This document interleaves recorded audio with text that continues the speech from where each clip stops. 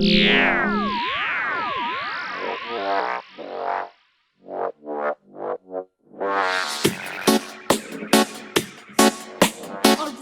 sound system.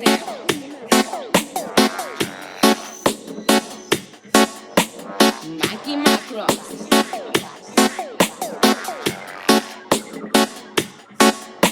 Original sound.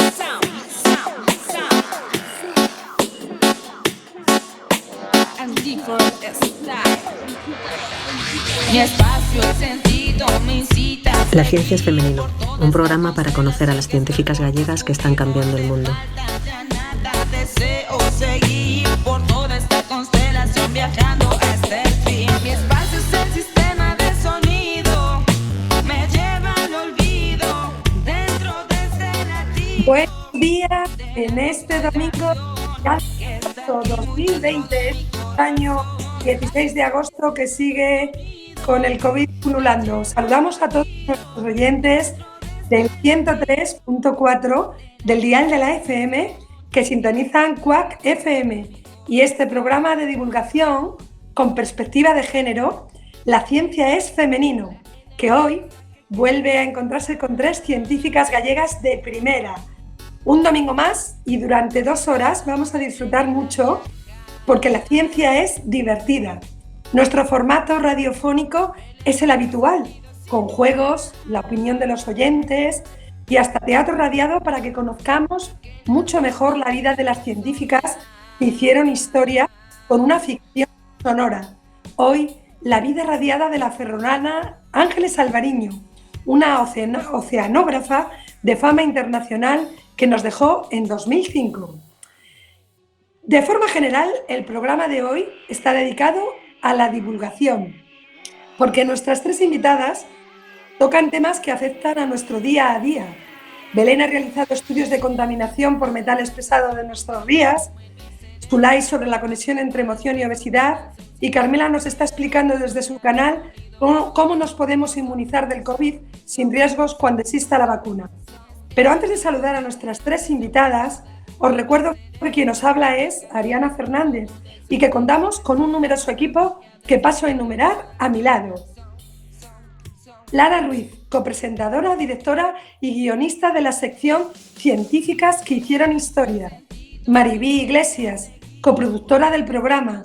Eva Castro en la producción también, autora de los resúmenes gráficos que podéis ver en redes sociales y que hoy está ausente porque es el cumpleaños de su hija, Zulay Ruiz. ¡Felicidades!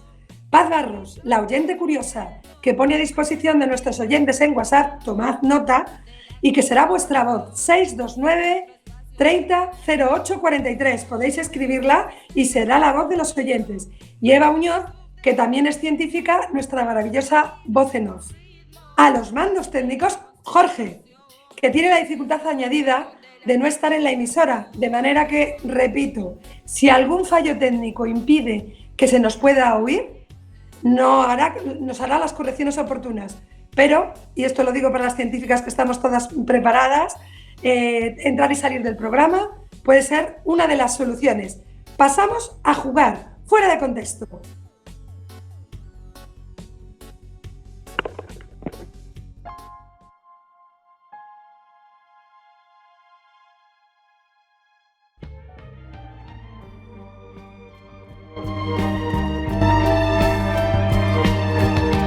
Funny how a lonely day can make a person say, what good is my life? Funny how a breaking heart. Cuando la dinámica de este juego es sencilla. Cada pregunta va dirigida a una científica y tiene un dato sobre su biografía y una pregunta en este contexto que tras contestarse se tiene que rebotar a una de sus otras 2 compañeras del programa. Pero tenemos voz en off y Eva Muñoz, Jorge preparado, nos va a presentar un poquito quiénes tenemos en nuestro estudio. Belén Rubio Armesto es capaz de contarnos la historia de los océanos analizando los sedimentos marinos, deducir los climas geológicos y la edad de las capas de nuestro litoral. Carmela Cela es una jovencísima divulgadora que defiende con argumentos la inmunidad de rebaño. Nos cuenta la razón de por qué las personas con grupo sanguíneo tipo A son más susceptibles de padecer síntomas graves si se contagian por coronavirus, o cuál es la razón por la que se debe usar lejía con agua caliente para desinfectar. Zulay Tobar nos puede contar que la grasa parda puede ser la clave para solucionar la epidemia de obesidad. Es capaz de relacionar las emociones con nuestras ganas de comer.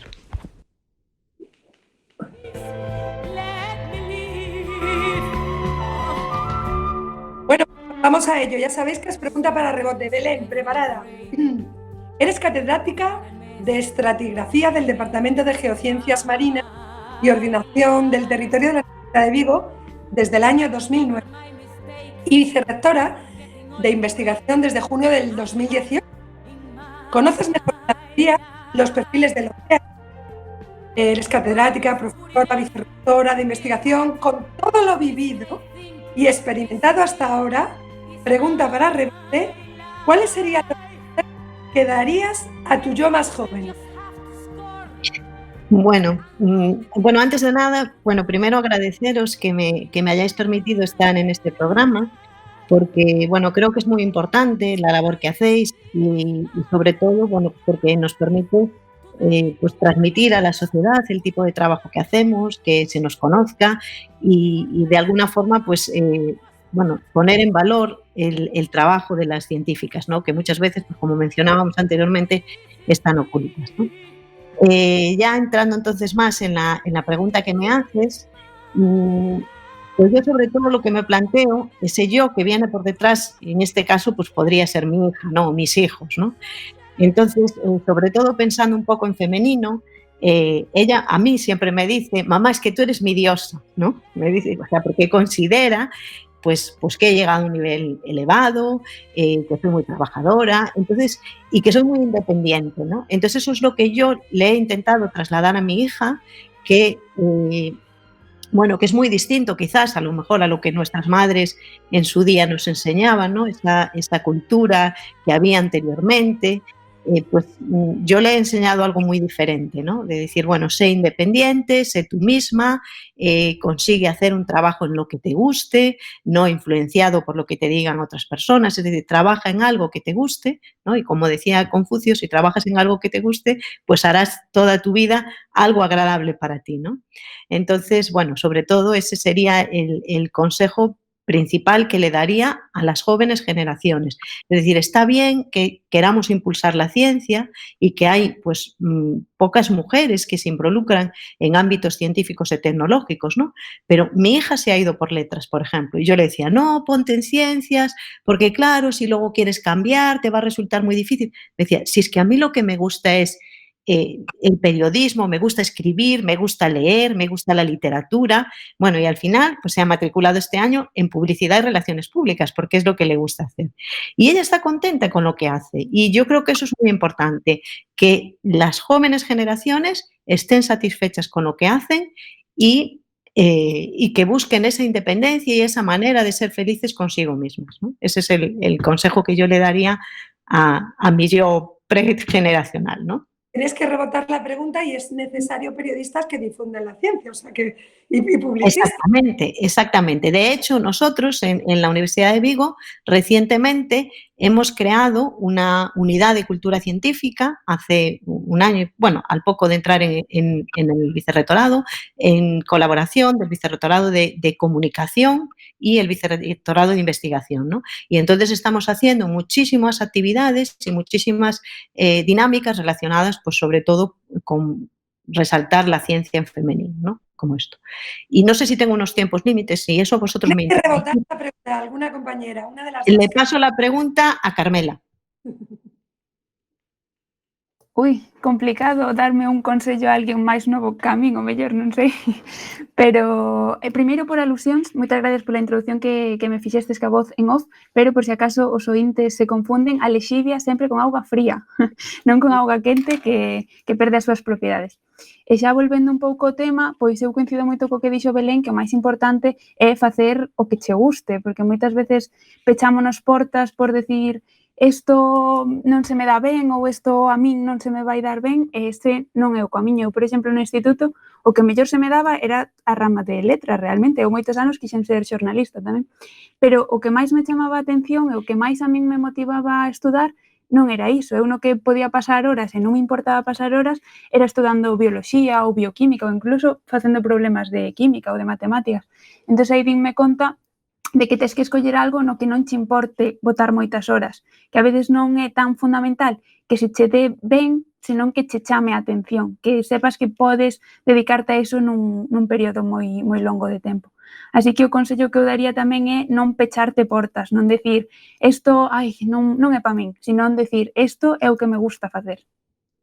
Pues Carmela, te retomo. En tu resumen biográfico confiesas que tu principal interés es comunicar procesos biológicos complejos de una forma sencilla y comprensible para todos los públicos.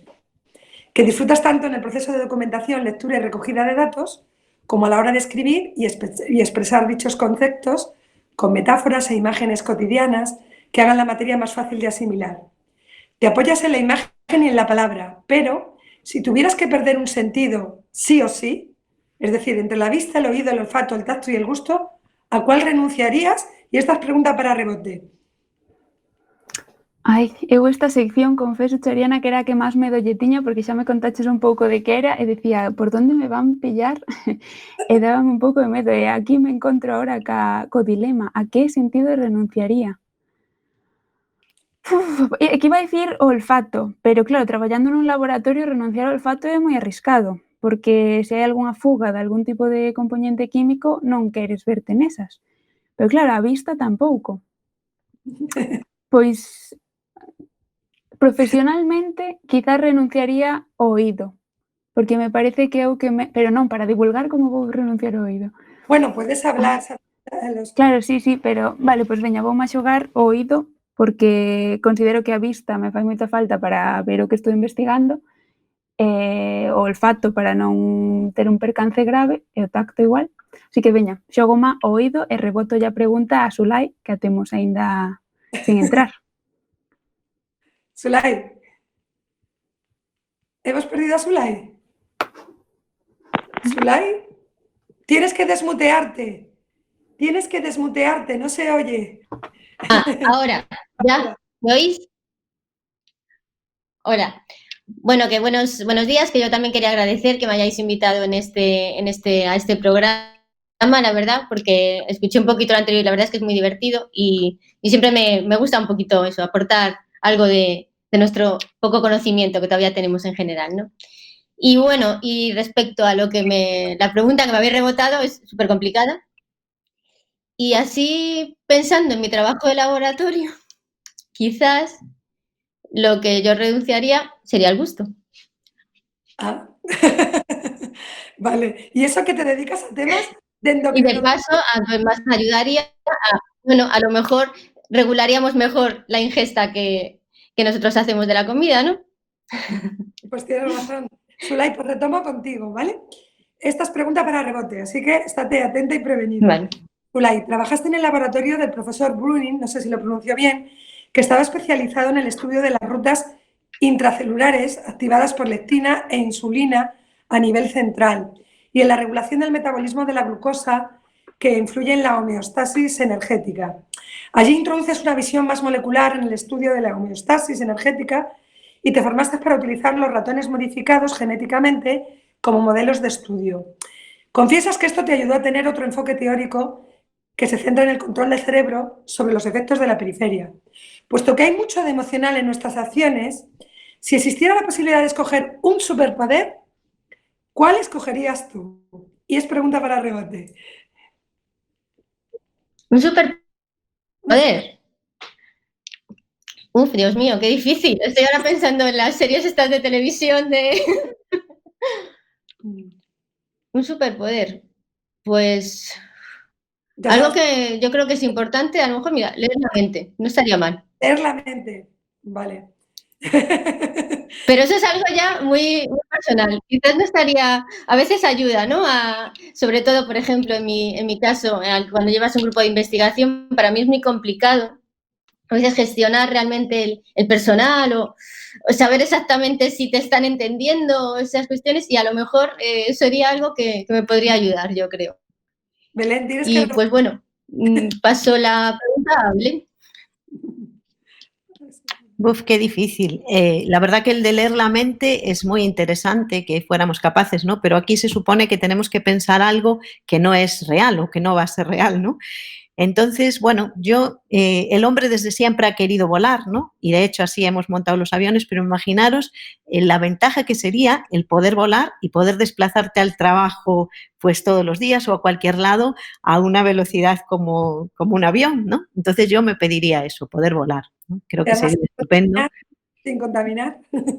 Eso, sin contaminar, o sea, extendiendo los brazos como si fueran alas y poder desplazarte a la velocidad de un avión a cualquier lado, ¿no? Creo que sería estupendo. Belén, no te vayas, que retomo. Como investigadora perteneces al grupo de Geología Marina y Ambiental y has centrado tu labor investigadora en el estudio de la sedimentología de ambientes costeros y marinos profundos, con énfasis en la contaminación por metales. Si tuvieras la capacidad de ver el futuro, ¿cómo imaginas la distribución del mundo conocido y la situación de la humanidad dentro de 100 años? Uf, qué preguntas más difíciles hacéis. Pues, a ver, de todas, tenemos claro que los seres humanos estamos ejerciendo un efecto, ¿no?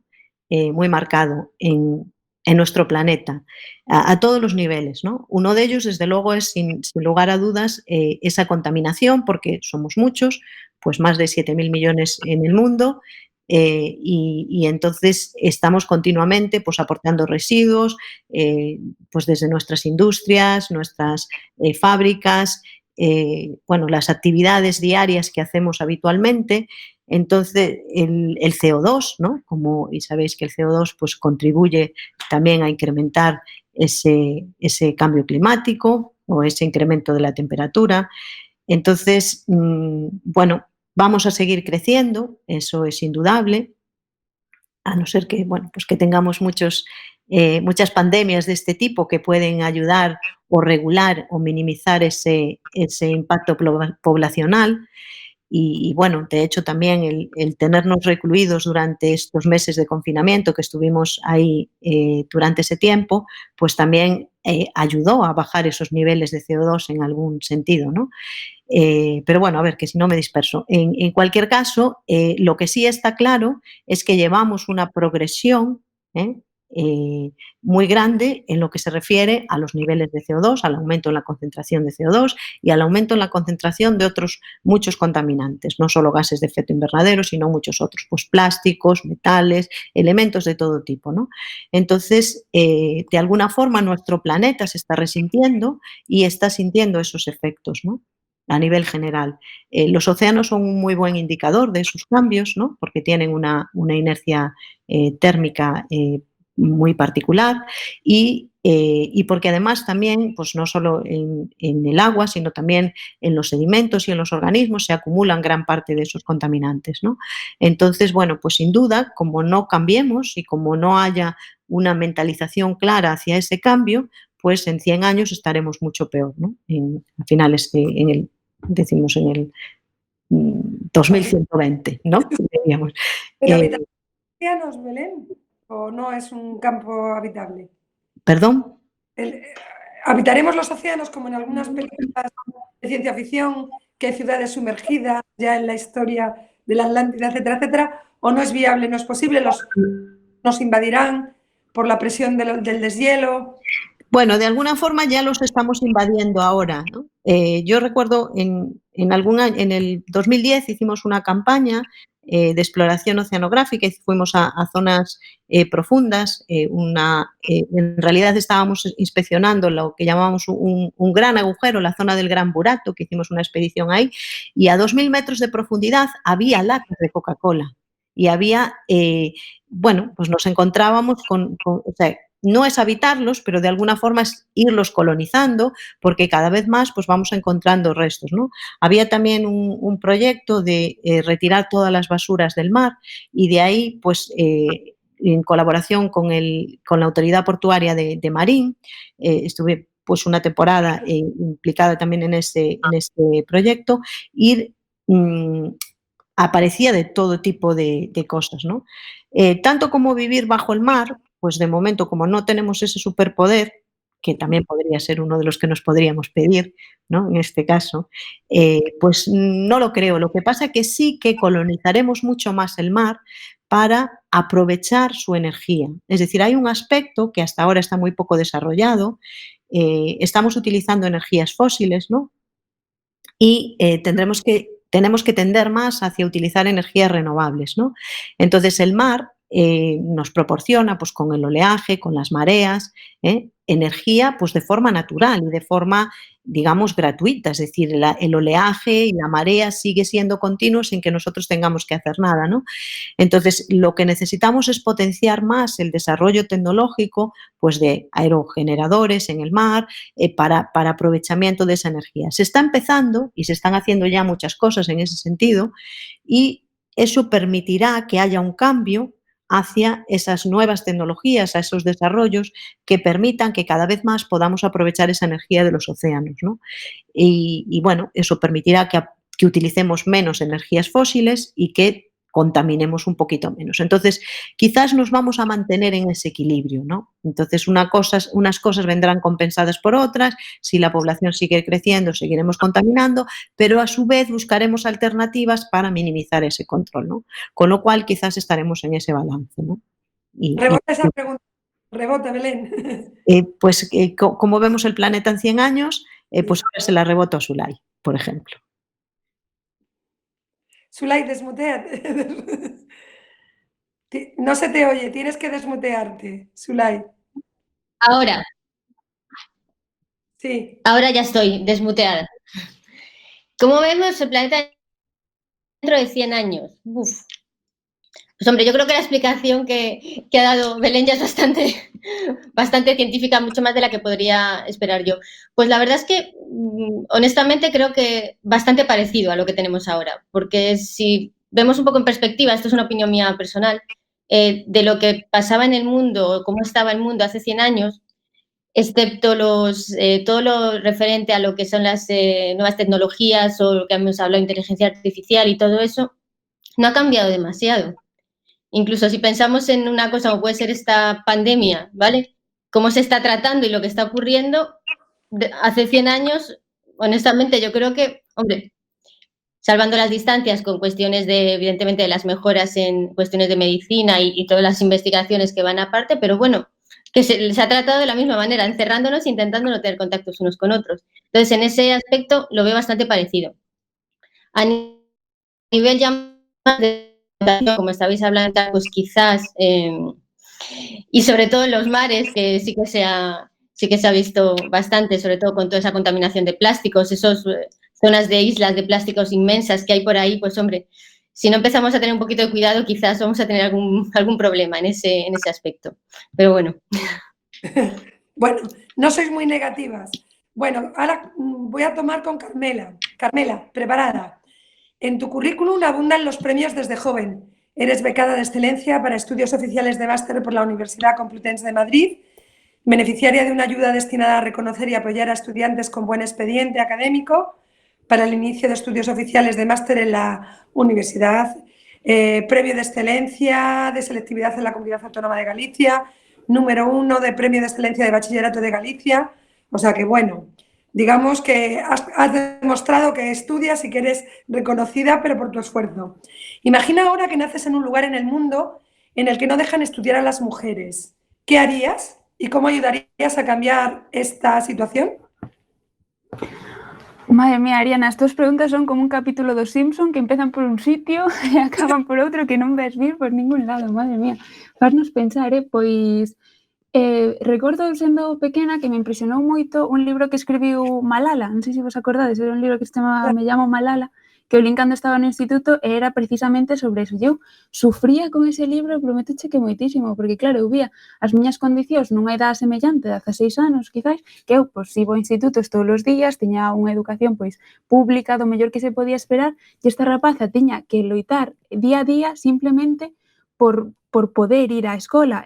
O sea, recibiu violencia, tivo un tiro que afortunadamente puidose recuperar, a partir de aí empezou a ser unha activista moi fundamental polos dereitos das nenas e a educación, e non sei que. Eu lía eso e decía, que rapaza máis valente, porque verte nesa situación de que a túa propia vida peligra por defender os dereitos de nenas que son como a ti, impresionábame moitísimo. Entón, eu quero pensar que se me vira nesa situación trataría tamén de facer algún tipo de activismo e faría o que puidera para que tanto eu como rapazas que estuveran na miña situación puideran acceder a unha educación, porque pois, a educación é esa escaleira que che permite mellorar un pouco as túas condicións de vida. Eu foi un referente que tuve en moito tempo. Ese libro, eu sempre que estou lendo algo, doulle bastante a chapa a todo o mundo que teño ao meu redor sobre mira, isto, non sei que, non sei canto.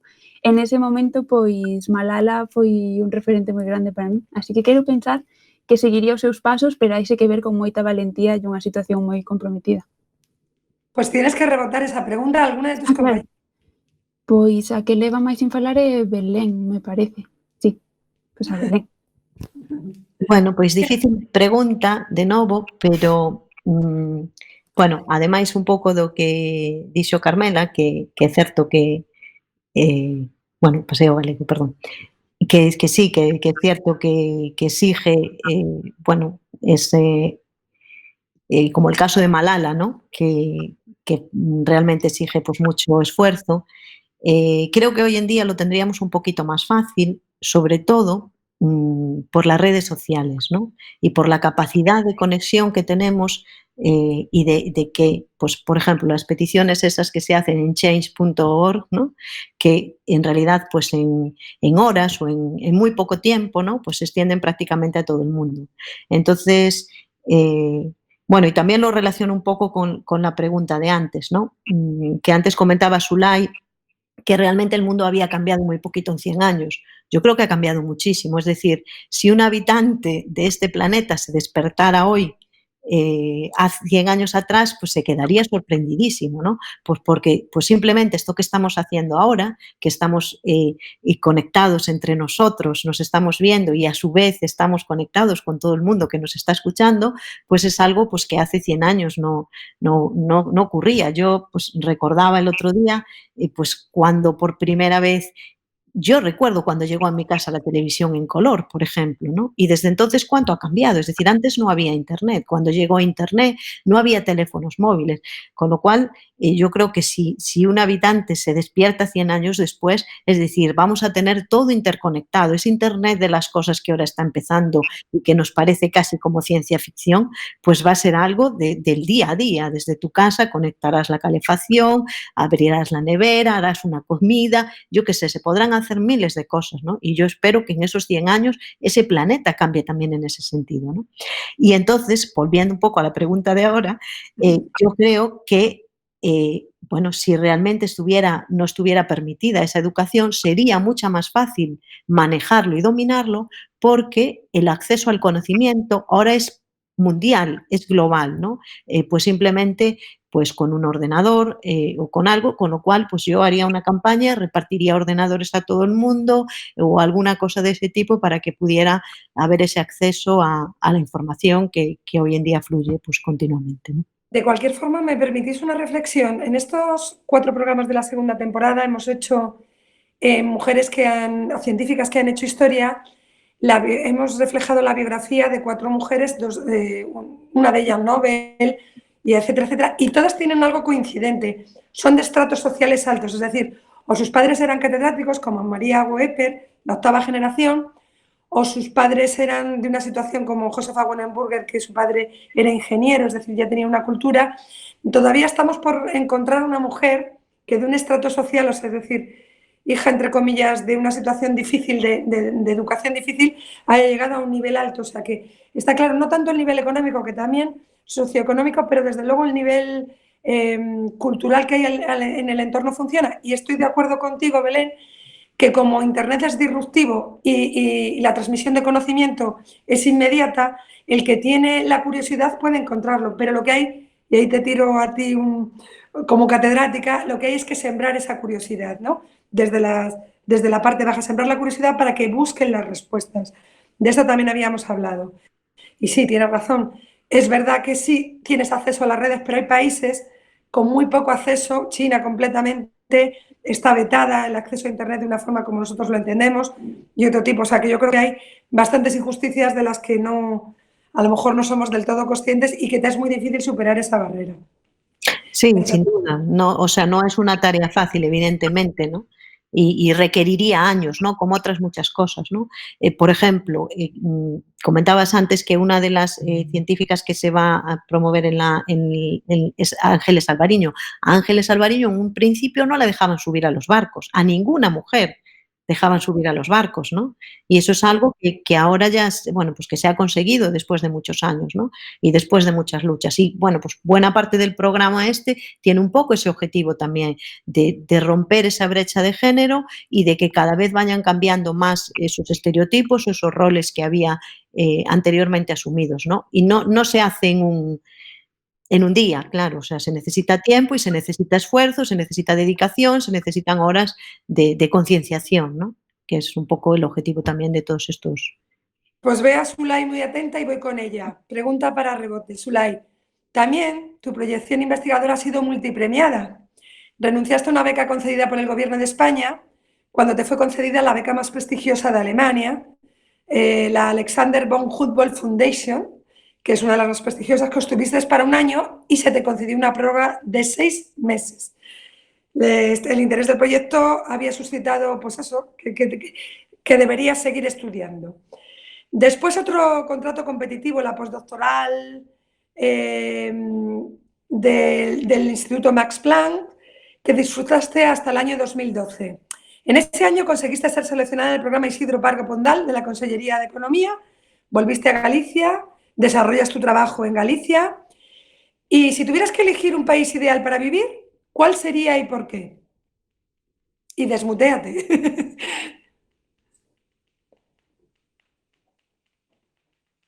Tienes que... Ahí.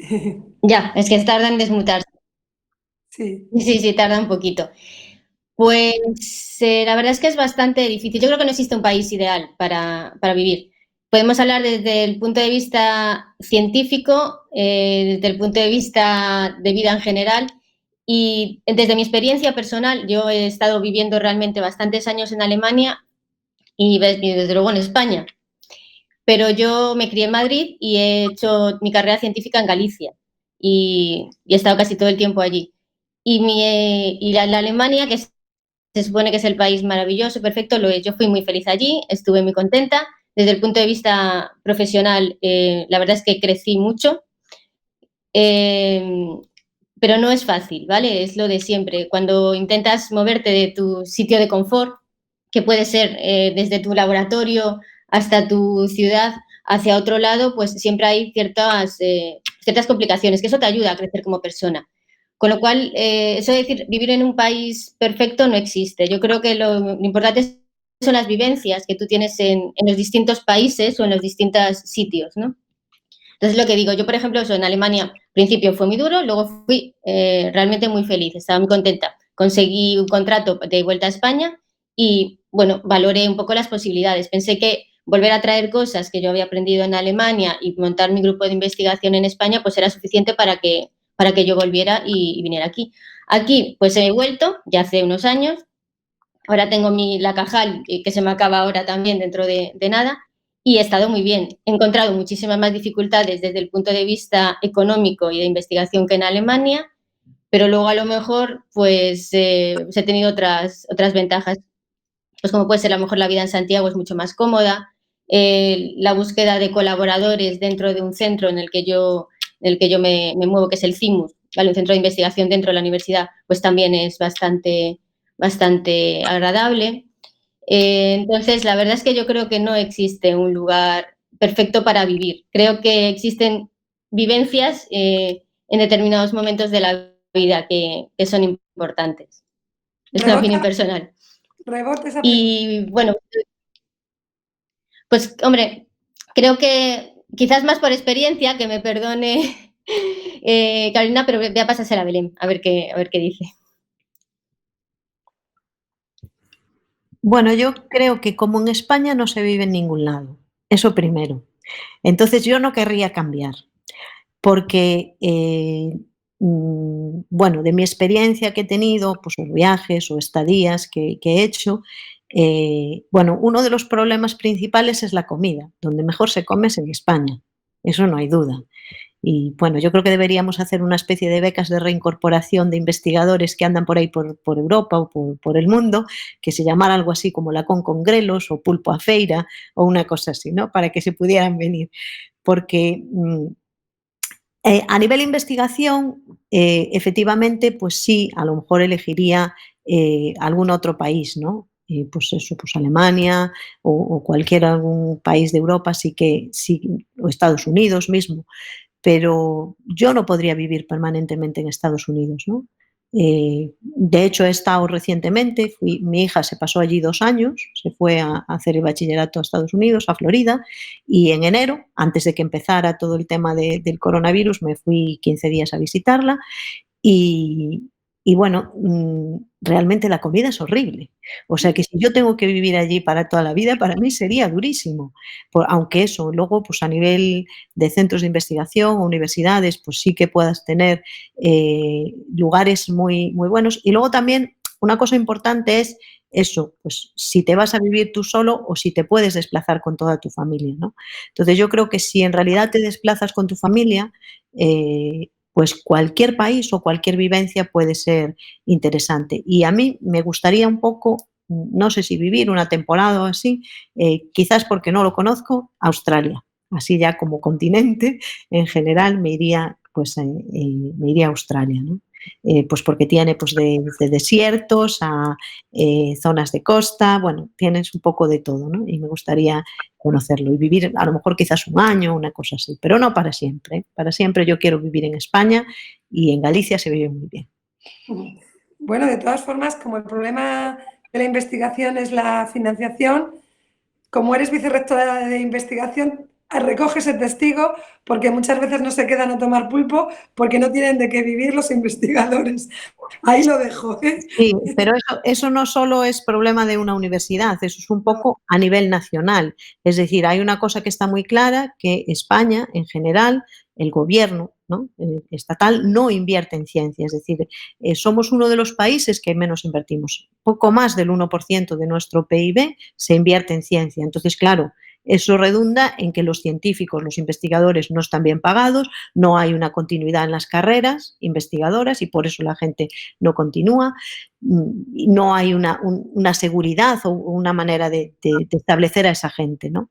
Y eso es lo que, pues mira, lo que estaba diciendo ahora Zulay, que está, bueno, en el caso de los Ramón y Cajal sí que tenéis esa posibilidad de estableceros, pero hay otras muchas que no. Ha sido Parga Pondalantes, que era una de las figuras que existía a nivel autonómico, y en algunas universidades, yo sé que en la Universidad de Vigo sí que había un plan de promoción para investigadores Parga Pondal, pero en otras no.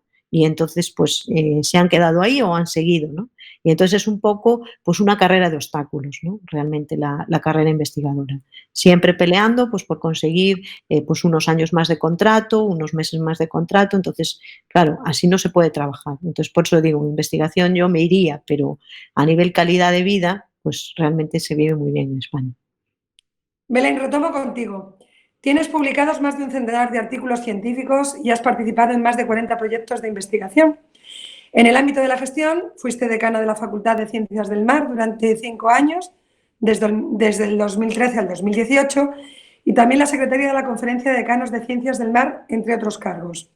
Incluso has sido pregonera de fiestas de la Reconquista, que aunque no eres de allí, llevas muchos años en la zona de Vigo. Me llamó la atención que te has criado en Betanzos, aunque naciste en Lugo. Pero ahora vamos a salirnos de fuera del contexto profesional. ¿De qué cualidad desconocida curricularmente de ti, y no vale lo de ser pregonera, que eso ya te lo he dicho yo, te sientes más orgullosa? Ay, a ver, espera. Que no está en el currículum, me dices. Solo el currículum. De esto que te reconocen en casa o que te reconocen los amigos que eres muy buena para tal cosa que no figura en ningún currículum. A ver, en mi casa lo que más me reconocen es la cocina, ¿no? Porque como siempre cocino yo, eso lo tengo muy reconocido como buena cocinera. Y bueno, no me disgusta, me gusta cocinar y suelo cocinar habitualmente, ¿no? Esa podría ser una. Y luego, bueno, cosas que me gustan y que hago y que no tienen nada que ver con la ciencia, por ejemplo, pues tengo como dos hobbies que son el punto de cruz y la calceta, y que la gente se sorprende muchísimo y no lo sabe. Quien me esté escuchando se va a sorprender, porque claro, es algo que solo hago en mi casa y me gusta mucho, me relaja y me resulta muy entretenido. Y no sé si es algo por ahí así lo que me Sí, sí, preguntas perfecto. también. Con las manos, casi todo. Las científicas coinciden en que al final tienen un hobby que tiene que ver con relajarse y trabajar con las manos. Pues tienes que rebotar la pregunta. Pues se la reboto a Carmela entonces, que está muy calladita desde hace rato. Escoitando, porque escoito as vosas trayectorias profesionais e a verdade é que me quedo, estou tomando notas das becas e dos contratos. Eu, de actividade así tamén que me relaxe, tamén é manual, lle facer moitas manualidades. Eu, a verdade, sempre que teño un momento, sempre fago cousas que teñan que ver con pintar, pero non pintar artísticamente, sino pintar unha caixa, facer cousas con pegamento, recortar. Tamén eu fago, sobre todo, ganchillo. Tamén fago moitas cousas con cousas recicladas. Só estou ganchillando con bolsas de plástico, que, se non sabedes, é unha técnica que se poden facer monederos e moitas cousas con bolsas de plástico que para darlles outro uso. Sí que fago moitas cousas así manuales, porque quizá é unha actividade que non che require estar pensando moito tempo, senón que estás moi autónoma e movendo simplemente as mans. Así que a iso dedícolle, sempre que teño un momento, póñome con iso e iso non o poño no currículum, claro. Igual podería. Pues Carmela, voy y retomo contigo. Confiesas que te gusta especialmente buscar conexiones entre series, libros o películas y mecanismos de biología molecular, las conexiones extrañas. Que te parece que es una forma entretenida de despertar el interés del público por la ciencia y de despertar vocaciones jóvenes. Te declaras muy aficionada a contar historias, pero, y ahí va la pregunta para rebote, si tu vida fuera una película, ¿cómo crees que se titularía? Chan, chan, chan, chan. Madre mía. Se a miña vida fora unha película, como se titularía? Uf, pois bastante complicado, non sei, claro. Pois ao mellor algo relacionado con... Claro, que englobe toda a tua vida. Pois mira, un compromiso, Ariana, de verdad que estas preguntas, pois igual a titularía pois ai, de verdad que me pos nun compromiso. E que estou buscando algo que teña relación ca ciencia, porque realmente é o que me dedico, pero non me sale así nada que se poida titular O unha película. Ou con, perdón, que non te con la escoitei? comunicación, algo así como, pregúntame que te contesto, no sé. Pois, bueno, como a miña así faceta máis divulgadora saliu en tempos de coronavirus, o mellor lle chamaría Ciencia en tempos de pandemia ou algo así, para que fora con gancho e tuvera moitas visualizacións. Yo lo leería, yo lo leería. Sí. Hay que rebotar esa pregunta. Pois a Sulai voulle a mandar. Bueno, siempre hay un retraso en la Ahora, ya vuelvo a estar activada. Ahora, ya vuelvo a tener... Pues la verdad, una película, ahora que piense en un título, no se me ocurre nada. Podría hablaros de cualquier tipo de, no sé, viaje, cualquier libro o película de viaje, eso sería más o menos lo que más me definiría, digamos. Pues mira, es algo muy básico, pero una de las citas que puse en mi tesis hace un montón de años, bueno, fue ese poema, ¿no? ¿Cómo se llama? Retorno a Ítaca. Básicamente es cómo es el viaje vital, ¿no? Cómo lo importante al final, a lo largo de toda una vida, no es tanto la meta en la que llegas, sino cómo se va produciendo ese proceso. Entonces, cualquier película de viajes en los cuales realmente la experiencia te vaya viniendo a través de ese proceso, yo creo que me definiría perfectamente. Porque es lo que básicamente estaba haciendo hasta ahora. Quería ser investigadora, hice biología, quise irme fuera, básicamente volví y en cada una de esas etapas creo que he aprendido algo. No sé cuál va a ser el final, no sé a dónde voy a llegar, pero por ahora yo creo que es importante. Muy, muy bonito, Retorno a Ítaca sería tu película. Pues, Sulay, continúo contigo. En la actualidad te enorgulleces de haber logrado establecer y consolidar tu grupo de investigación, Diabesity, en el CIMUS de la Universidad de Santiago de Compostela.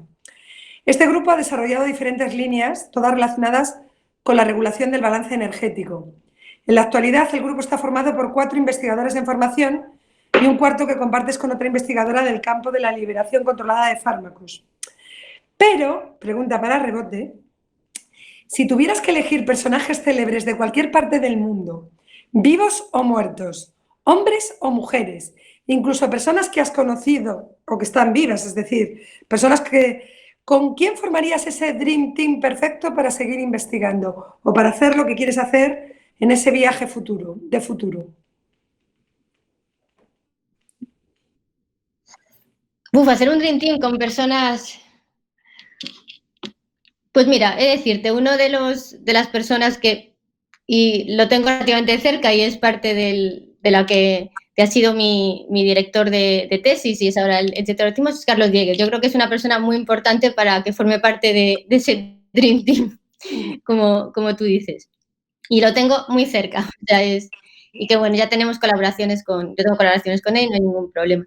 Y la verdad, alguien que a lo mejor sí ha hecho un poco de menos es también mi supervisor de postdoc, Jens Bruning. Es una persona extremadamente inteligente y la verdad es que también una buena persona para hacer grupo. Yo creo que lo más importante que está haciendo en un Dream Team es que todas las personas aporten algo, ¿no? Y que digamos, el director sepa exactamente dónde tiene que colocar a cada uno para que den lo mejor de sí mismos. Entonces, creo que a lo mejor con esas 2 personas y luego ya buscando a alguien, a lo mejor no necesito a alguien perfecto. No, quizás un poquito más. Puedes fichar científicos fallecidos. O sea, te estoy hablando de toda posibilidad para tu Dream Team. De toda... ¡Guau, Dios mío! Pues, a ver, es que así de las... porque aparte te he dicho a dos hombres y la verdad es que hay muchísimas personas, mira, de investigadoras en España, que la verdad es que querría que estuvieran conmigo, ya colaboramos también y son gente muy cercana. Guadalupe Sabio, por ejemplo, o Patricia Spichueta, que trabajan en cosas muy parecidas a lo mío. Ya tenemos colaboraciones, pero creo que si fuera más cercana sería un Dream Team muy, muy, muy perfecto, ¿eh? Son las 2 muy, muy, muy buenas. Y como digo, saben sacar lo mejor de cada persona. Yo entiendo que es una pregunta difícil, es para que tú ves realmente hacia dónde te gustaría estar y lo importante que son los equipos. Pues tienes que rebotar la pregunta, Zulay. Rebota la pregunta a una compañera. Pues voy a decir a Carmela, que yo creo que ella todavía tiene más referentes ahí súper grandes, a ver qué opina. Escondidos. Pois eu vou coller a alguén de agora, alguén mítico da historia da ciencia, mellor. Alguén de agora sería a miña directora do TFG, que a verdad foi a que máis despertou como a miña inquedanza investigadora, que foi o ano pasado que estuve de Erasmus en Dublín. A miña tutora, que non sei se nos estará escoitando, que se chama Marina, pois é que é unha investigadora de 10, o sea, sabe motivar un equipo, sabe buscar ideas, sabe motivar os estudantes para que non se frustren, entonces tería que estar en algún recuncho do meu Dream Team. E despois alguén así mítico, tamén con grandes ideas da ciencia, sería Luis Pasteur, que tamén fai pouco lín un libro sobre as súas andanzas, e que home insultábano por ter moitas ideas, realmente. Ele era moi avanzado ao momento no que estaba facendo ciencia e tiña unhas ideas que os seus competidores consideraban casi máxicas ou casi que non estaban dentro da ciencia. Entón, eu creo que en todo equipo é importante ter unha persoa que saque tamén un pouco as cousas de contexto, non? Que non se limite a mirar o problema por as aristas que xa nos coñecemos, senón que de repente lle dé unha visión moi desde fora desa caixa. Entón, eu creo que os 3 poderíamos facer un bon equipo de investigación. E a alguén máis contrataríamos se a financiación non lo permite. Bueno, pues hasta aquí las preguntas fuera de contexto. Espero que haya permitido que, por un lado, conozcamos la trayectoria que tenéis y, por otro lado, os hayamos descolocado un poco fuera de ese contexto y, de alguna forma, hayáis estado cómodas e incómodas dentro de lo que es una pregunta que se sale de lo habitual. En este momento terminamos fuera de contexto y vamos a pasar a la parte de la oyente curiosa, así que dejo los mandos a Paz, que ha estado pacientemente escuchando. Buenos días. Hoy en La Oyente Curiosa venimos carga. Buenos días. Buenos días, ahora sí. Hoy en La Oyente Curiosa venimos cargados de contenidos y de sorpresas. La primera sorpresa que nuestros oyentes están esperando, ¿qué es, Maribí?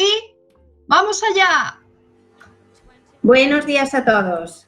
Pues sí, soy Maribí Iglesias, encantada de estar un domingo más con todas vosotras. Hoy, como Marisol Soengas, jefa del grupo del Melanova del CENIO y coordinadora de ASEICA, no puede estar con nosotros para darnos la respuesta al concurso, tendremos su voz grabada correspondiente a la explicación que nos va a dar, puesto que la pregunta que decíamos era sí o no y la explicación.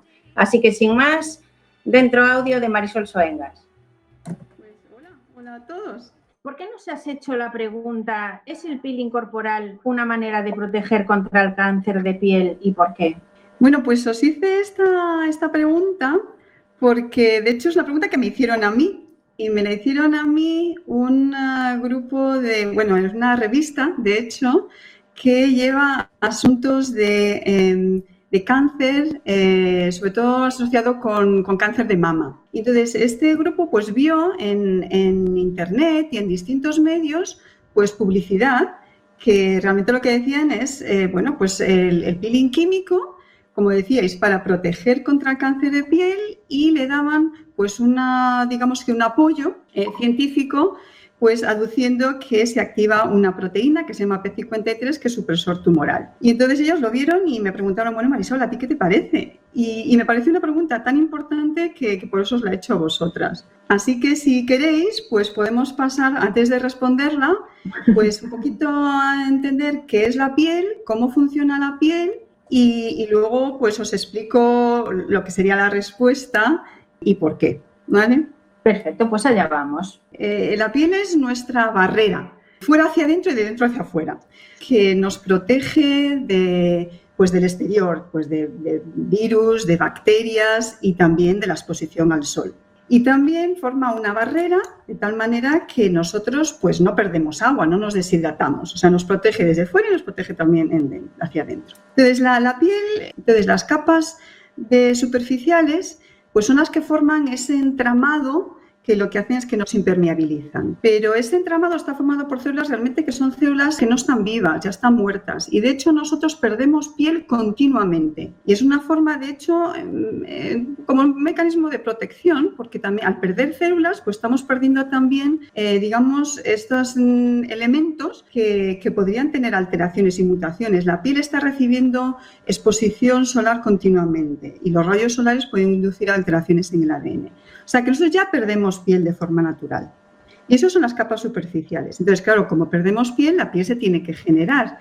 Y eso ocurre en la capa de abajo, es que en la capa basal de la epidermis. Entonces, la piel está formando piel, está formando células y las está también, perdiendo. Hay distintos tipos de peeling, ¿de acuerdo? Pues que en clínicas dermatológicas son unos peelings más profundos que eliminan más las células superficiales que están muertas. Otros peelings que uno se puede encontrar en farmacias, en superficies comerciales, realmente no son dañinos porque, lo que van a hacer es facilitar esa, pérdida de células que están en la capa superior que ya están muertas. Entonces, ahora viene el concepto de protección contra el cáncer. Entonces, ¿por qué ocurre el cáncer? El cáncer ocurre porque estas células que están en la piel pues empiezan a dividirse de forma descontrolada. Hay distintos tipos de células, entonces hay distintos tipos de cáncer. Los cánceres más preocupantes son los que ocurren en las zonas más hacia abajo, en la parte basal de la piel, en unas células que se llaman queratinocitos y en otras que se llaman melanocitos, que son las que dan lugar al melanoma. En este proceso de respuesta al sol, pues se activa la P53, de hecho, de forma natural. Porque las células estas que forman este entramado, pues también, que son capaces de responder cuando empieza a haber alteraciones en el ADN, donde se activa esta proteína de forma natural y de forma natural se activa el proceso de pigmentación, de ponernos morenos. O sea, nos ponemos morenos porque nuestra piel está respondiendo a un daño para prevenir que haya más daño.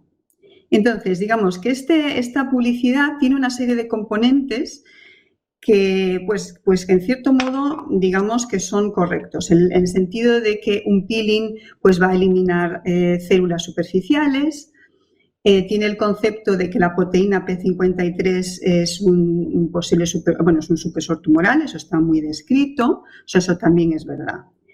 Ahora el problema es unir las dos cosas para darle un tono científico y apoyar un tratamiento en particular. Y ahí es donde viene el problema. La respuesta, le voy a decir ya, la respuesta es no. Los peelings químicos no protegen del cáncer de piel porque se activa la proteína P53. Si los peelings no están bien y una persona se expone al sol, tiene un mayor riesgo de cáncer de piel y un mayor riesgo de manchas solares. En la encuesta ganó el sí. Sí, y eso quiere decir, pues por poco, pero ha ganado el sí. Y entonces eso quiere decir que la publicidad pues a la gente le llegó y la gente pues piensa que realmente puede estar protegida. Entonces hay un porcentaje de gente que no está convencida y eso es la gente que es correcta. Entonces a ver si hoy yo os puedo ayudar también a, pues cuando veáis estos productos pues ser un poquito más críticos. Pues lo que en general los comerciales que uno puede utilizar no son realmente malos para la salud. Si no, eso sería un problema, ¿no? Las compañías que los utilizan son compañías serias y no van a ser perjudiciales. Lo que hacen es, tenemos muchísimas mutaciones. A lo mejor la gente no lo piensa, pero como nuestra piel está expuesta al sol continuamente, pues ya tenemos muchas mutaciones. Y este peeling no va a eliminar todas las células de la piel que pueden estar alteradas. Si lo hicieran, pues bueno, podría ser un protector, pero no, porque son las células superficiales y las células que más nos importan, de hecho, son las células que están más en la capa basal, que son las que se están dividiendo y alterando. O sea, eso ya es un primer problema, por lo que el concepto de protección ya estaría limitado. El segundo sería, la propia proteína P53. Esta proteína tiene una vida media muy cortita, de hecho, de horas. Entonces, un peeling va a activar, en principio podría activar esta proteína, pero esa respuesta iba a ser muy corta. Entonces, prevenir nuevas exposiciones solares, eso tampoco iba a ocurrir porque la respuesta es transitoria.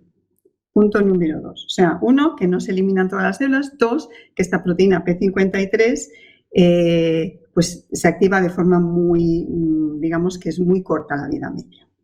El 3, que es importante, es que las mutaciones precisamente que dan lugar al cáncer, a la mayor parte de los cánceres de piel, inactivan ya esta proteína, o sea que no la podemos activar con un agente externo. Entonces, por eso ya no iba a funcionar. Pero es que además, y lo más preocupante es que, yendo a las publicaciones, que en principio supuestamente tendrían que apoyar estos tratamientos, pues uno se encuentra que realmente no están bien interpretadas esta publicidad, porque las publicaciones dicen al revés. Lo que se estudió en modelos de ratón es que peelings lo que hacen es que inactivan la P53. No activan, sino inactivan. Se han hecho otras publicaciones, otros estudios, y estos son estudios publicados en revistas que además tienen un control, se llama control por pares, o sea, los han revisado expertos en el campo. Y entonces, en muestras de humanas, de pacientes, pues han hecho estudios de irradiación y ahí se ha demostrado que el peeling químico tampoco, digamos, que altera la P53.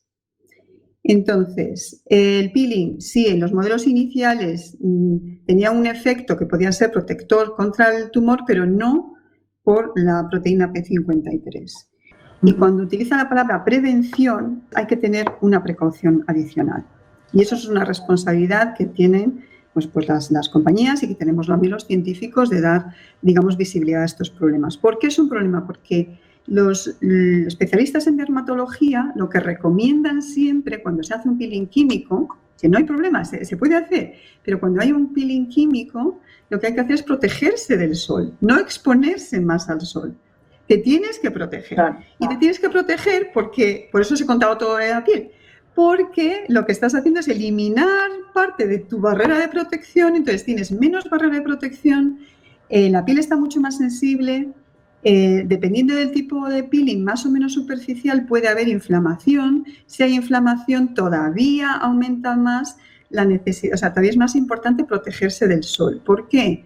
Porque una piel que acaba de pasar por un peeling químico, si ahora se va al sol, se quemará mucho antes, primero, y luego no solo adquirirá más mutaciones, sino que también puede tener problemas de pigmentación, nos pueden salir manchas. Por eso siempre los especialistas de dermatología recomiendan protección después del peeling. Entonces, bueno, pues para los que habéis contestado que no, enhorabuena. Los que habéis contestado que sí, hay algunos que lo habéis argumentado muy bien. Y la verdad es que alegra que gente que se lo haya mirado, que se haya mirado la AP53, porque es verdad, hay elementos que son verdad, pero hay elementos que no son correctos en todo cómo se une información para luego presentársela al público. Y es lo que quería compartir con vosotros. Muy bien, pues después de toda esta maravillosa explicación de Marisol Soengas, recordamos que la respuesta correcta es no, con toda su argumentación. Y pasamos a indicar los nombres de las personas ganadoras de este primer concurso de las ciencias femenino, indicarles que nos pondremos en contacto con todas ellas para hacerles llegar su regalo. Las 3 personas ganadoras de las 3 camisetas del programa son Miguel Fornís, Pilar Cañas y Luis Molina. Y las 3 personas ganadoras de las 3 libretas del programa son Isabel Alonso, Trinidad González y Mari Carmen López. Podréis ver el resultado y los ganadores en nuestras redes sociales, Twitter, @cienciaytú, y en Instagram, Facebook y LinkedIn en La Ciencia es Femenino. Muy bien, pues muchas gracias, Maribí, por darnos la resolución. Seguro que hay gente dialogando en sus casas duramente. Ariana, vamos a ver. Marisol Soengas encendió una mecha tan grande que la gente quiso... es que tuvo muchísimas ganas de saber más. Me pararon por la calle, me dijeron, Paz, por favor, oyente curiosa, pregúntale más cosas de este tema. Además, ahora que estamos en verano, que vamos a la playa, que exponemos nuestra piel al sol. Pero yo veo que nos quedan exactamente 2 minutos para la sección. Entonces, tú me dirás, o bien pongo el audio de Marisol en donde le hicimos un par de preguntas, son 4 minutos, o doy yo las recomendaciones que ella me dijo. Nada, pon el audio. Lo ponemos. Adelante, audio. Jorge. Nos dices que la piel ya tiene sus mecanismos suficientes como de protección, ¿no? Sí. Entonces, cuando nos quemamos con el sol, ¿qué pasa con esos mecanismos de regulación y de autoprotección de la piel? Sí, lo que decíais, la piel tiene unos mecanismos de autorregulación. Lo que pasa es que cuando nos quemamos es porque no son suficientes. O sea, la piel necesita un tiempo. Por eso nosotros cuando se recomienda la exposición al sol, con cuidado y en horas, pues por ejemplo por la mañana, al final de la tarde, es buena. Digamos vitamina D, etcétera. Pero el problema es cuando no le das tiempo a esas respuestas. Las respuestas implican varios tipos celulares, requieren que los melanocitos produzcan melanina, que la melanina, o sea, realmente que empiece el proceso de ponernos morenos, ¿no? Entonces, lo que pasa es que cuando nos quemamos es porque eso ya se ha saturado la capacidad de protección. Entonces, ¿cómo se limita, cómo se ayuda a la piel? Pues con protectores solares. Entonces, los protectores solares lo que hacen es, digamos, retrasar el tiempo que nos quemamos. Entonces, un protector solar 15, lo que quiere decir es que extiende 15 veces el tiempo que sería necesario para quemarnos. Y para cada persona eso es diferente. Una persona que tenga una piel muy clarita, pues a lo mejor se quema en, no sé, en 5 minutos. Pues 15 quiere decir 15 por 5. Para una persona que esté morena o de piel más oscura, pues a lo mejor tarda media hora, entonces lo va a extender más. Y eso es el factor de protección. El factor de protección es el tiempo que protege y es dependiente de cada tipo de persona. Luego, claro, y eso es para ayudar, o sea, retrasar todos estos, digamos, prevenir que haya alteraciones y entonces, pues que no llegamos a quemarnos. Cuando nos pelamos, pues perdemos toda la piel, porque ya las células están muertas, pero al quemarnos lo que hace es que se mueren más. Se empiezan a morir las que están más abajo y entonces nos ponemos rojos porque ya hay una respuesta de inflamación que lo que está intentando es empezar a producir más piel e intentando ya, digamos, prevenir que podamos tener infecciones. Cuanto más nos quememos, más problemático es porque más va a penetrar, digamos, más daño va a hacer la radiación en mayor número de células. Fijaos en las cremas que pongan ultravioleta B, pero también A. Y la mejor protección, la ropa y también las gafas. Y bueno, pues digamos, tener cuidado y utilizar estos factores de protección. Los peelings funcionan bien para aspectos de cosmética, pero tener mucho cuidado en cuanto a consideraciones por cáncer. Y hablando de los mecanismos naturales que tiene la piel como protección y de las quemaduras, ¿nos puedes explicar, Marisol, brevemente qué es eso de la memoria de la piel? Pues sí, es muy interesante. Siempre lo decimos, la piel tiene memoria, la piel tiene memoria. Pues efectivamente, lo que ocurre es que nosotros, bueno, cuando nos exponemos al sol, el sol lo que hace es que puede producir daño, alteraciones en nuestras células. Y estas se van acumulando durante nuestra vida. Entonces, decimos que tiene memoria porque a lo mejor, o sea, una mutación solo en un gen que a lo mejor no es importante, pues no va a tener efecto. El problema es que si nos quemamos, acumulamos mutaciones. Si nos volvemos a quemar otra vez, pues volvemos a acumular más mutaciones. Y entonces, es un problema de probabilidad. La mayor parte de las alteraciones que ocurren en el ADN no tienen impacto, no van a suponer producción de cáncer, pero algunas sí. Y esas son las que se llaman oncogenes, genes que dan lugar a cáncer. Entonces, digamos que la memoria es una cuestión de probabilidad. Cuanto más tiempo pasa, cuantas más veces te quemas, más probabilidad tienes de poder tener una mutación que ya es maligna. Y ya si tienes esa alteración y vuelves otra vez, pues todavía acumulas más y entonces ya puede ser más agresiva. Muy bien, pues recordad entonces, como dice Marisol, ella me decía, la salud es uno de los bienes más preciados que tenemos, así que hay que hacer hincapié en la prevención, buena protección adecuada a cada tipo de piel, gafas de sol, gorro, evitar el pleno sol en las horas centrales del día y sobre todo fomentad la mente crítica, no os creáis todo lo que veis y oís en las publicidades. Y ahora, Ariana, tú me dirás, si seguimos adelante, tengo ahí una pequeña sorpresilla, pero venga, tú me marcas... Rápido con la sorpresilla. Venga, pues vamos con la sorpresilla, porque como dice la canción, caminando por la vida sin pausa pero sin prisa, nos encontramos con otra mujer de ciencia. Así que pon el audio, Jorge, a ver si a alguien le suena esta voz.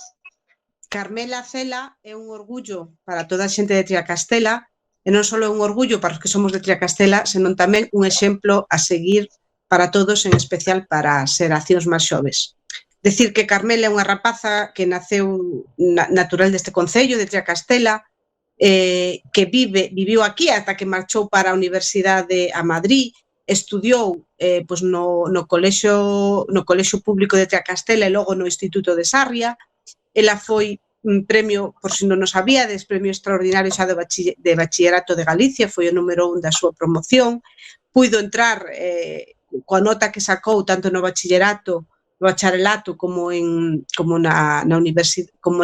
na selectividade, pudo entrar tuve unha nota moi alta, pudo entrar na carreira que quixo, elixiu unha carreira pois, eminentemente científica como é de bioquímica, e a de bioquímica además na Universidade Autónoma de Madrid. A verdade é que a veces dice que no rural pois non hai servizos e calidade suficiente do ensino. Eu creo que sí, que hai que mellorar moitas cousas no rural, pero que tamén hai moitas posibilidades que están aí e que temos que saber de saber aproveitalas. Por exemplo, penso que non só a estrutura educativa foi importante na vida de Carmela, sino tamén a estrutura familiar, que sempre lle potenciaron que estudiase, que aprendese, dende moi nova foi a campamentos todos os veráns, foi a aprender inglés, a fora, e iso creo que moitas familias, independentemente de onde vivan, teñen que potenciar eso nos seus fillos, non? Bueno, creo que esta voz lle soa a alguén por alusións, verdad, Carmela? Sí, Sabesme dicir quen é? Sí, esta é Olga Iglesias. Olga Iglesias Fontal, doctora en veterinaria pola USC e actualmente alcaldesa de Triacastela, que xa ves que nos falou moi ben de ti. Falamos con ela tamén da visibilización do medio rural, da xuventude no medio rural. Pero, si queres, Ariana, agora pasamos coa seguinte sección, porque creo que vamos uns minutiños fora de tempo, verdad? E se nos dá tempo, retomamos isto que nos dixo Olga ao final. Veña. Perfecto. Pues empezamos con la ficción sonora. Así que, Jorge, por favor, ponnos esa entrada. La ficción sonora, nuestra radionovela, está realizada por estudiantes de bachillerato, el grupo amateur a dos velas. Ellos descubren, mientras interpretan, la vida y el contexto de importantes científicas que han hecho historia. En este caso, la ferrolana Ángeles Alvariño desarrolló su carrera profesional como oceanógrafa en el contexto de nuestra guerra civil y condicionó, sin lugar a dudas, el alcance y la profundidad de su investigación. Ella fue la primera mujer a bordo de un barco británico de investigación en calidad de científica. También recibió una subvención de la Comisión Fulbright en Massachusetts y terminó sus días como investigadora de los mares mundialmente reconocida en 2005 en La Joya, California. Hemos entrado en la sección de científicas que han hecho historia. Soy Lara Ruiz, directora de la sección, y damos paso al audio de la compañía a dos velas. Hoy hablamos de Ángeles Alvariño, una bióloga marina que revolucionó el campo de la oceanografía y que esperamos que disfruten con su historia.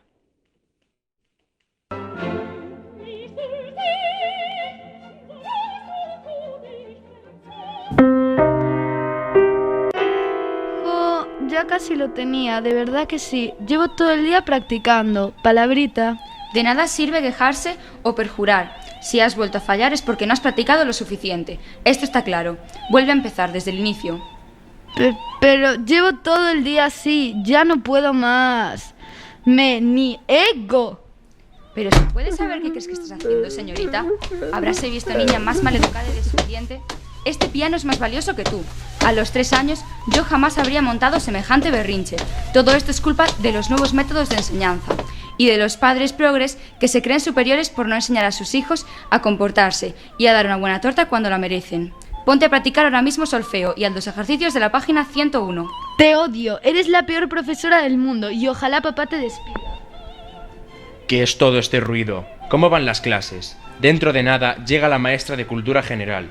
¿Ya le marcaste los deberes? Señor Antonio, me alegra la pregunta. ¿Que cómo van las clases? Dice. Muy fácil, sencillamente no van. Esa cría se ha marchado como alma que lleva el diablo y lo ha dejado todo patas arriba.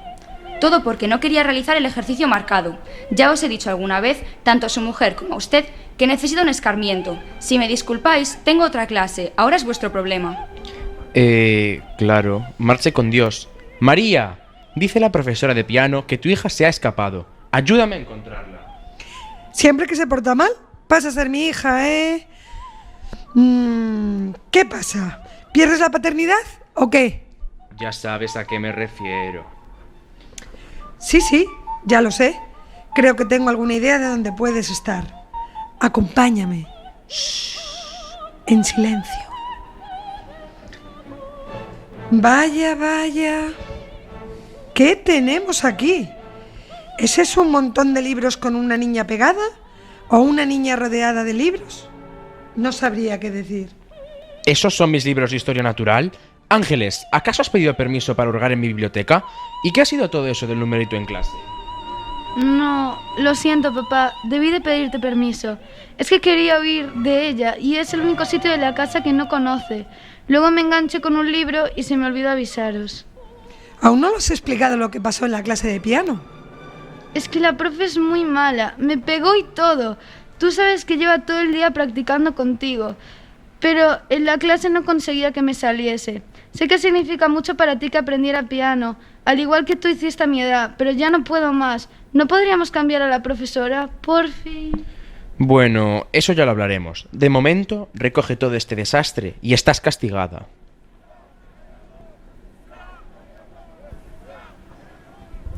La guerra ya ha llegado a la capital. ¿Qué va a ser de nosotras? Durante la República hemos conseguido acceso a la educación universitaria, pero esto puede cambiar de un momento a otro. ¿Y si ganan los golpistas? ¿Qué pasará con todas nosotras?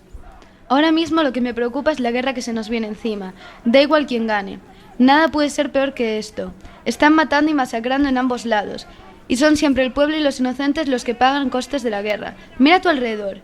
¿Alguna vez pensaste que tendríamos que escapar de nuestra propia universidad? ¿Que la roca y el cimiento con la que tan duro trabajaron para formar nuestra institución correría el peligro de ser destrozada? ¿De verdad no te preocupa en absoluto que ganen los golpistas? Han dado un golpe de Estado e intentan con ello anular nuestros derechos. Si caemos en sus manos, no sabemos cómo podemos acabar. Fuiste tú la que dedicó esa tesis al papel de la mujer en la sociedad tradicional. ¿Cómo era? La mujer en el Quijote. Desde luego, yo sí tengo miedo a no poder volver a estudiar, a no terminar nunca mi carrera, no poder nunca trabajar. No es mi deseo ser ama de casa. Si lo que quieres estudiar, nunca podrán impedírtelo. Quizás sacrifiques cosas en el camino, pero nadie puede controlar el deseo por aprender y la curiosidad de una persona. Yo aprovecharé estos tiempos convulsos para mejorar mi francés y aprender inglés, ya que no terminaré la carrera de Ciencias Naturales, por el momento. No seas necia. Si tienes el suficiente poder, puedes controlar hasta la vida y la muerte. Quizás tú tengas suerte. Vienes de una familia con dinero. Si juegas bien tus cartas, hasta saldrás bien parada. Pero para el ganador, el oponente solo es una cucaracha que sobrevive en las cenizas de lo que fue ayer. Y no quiero ver un amanecer en el que seamos dirigidos por quien tiene las armas y no por quien lucha por el pueblo.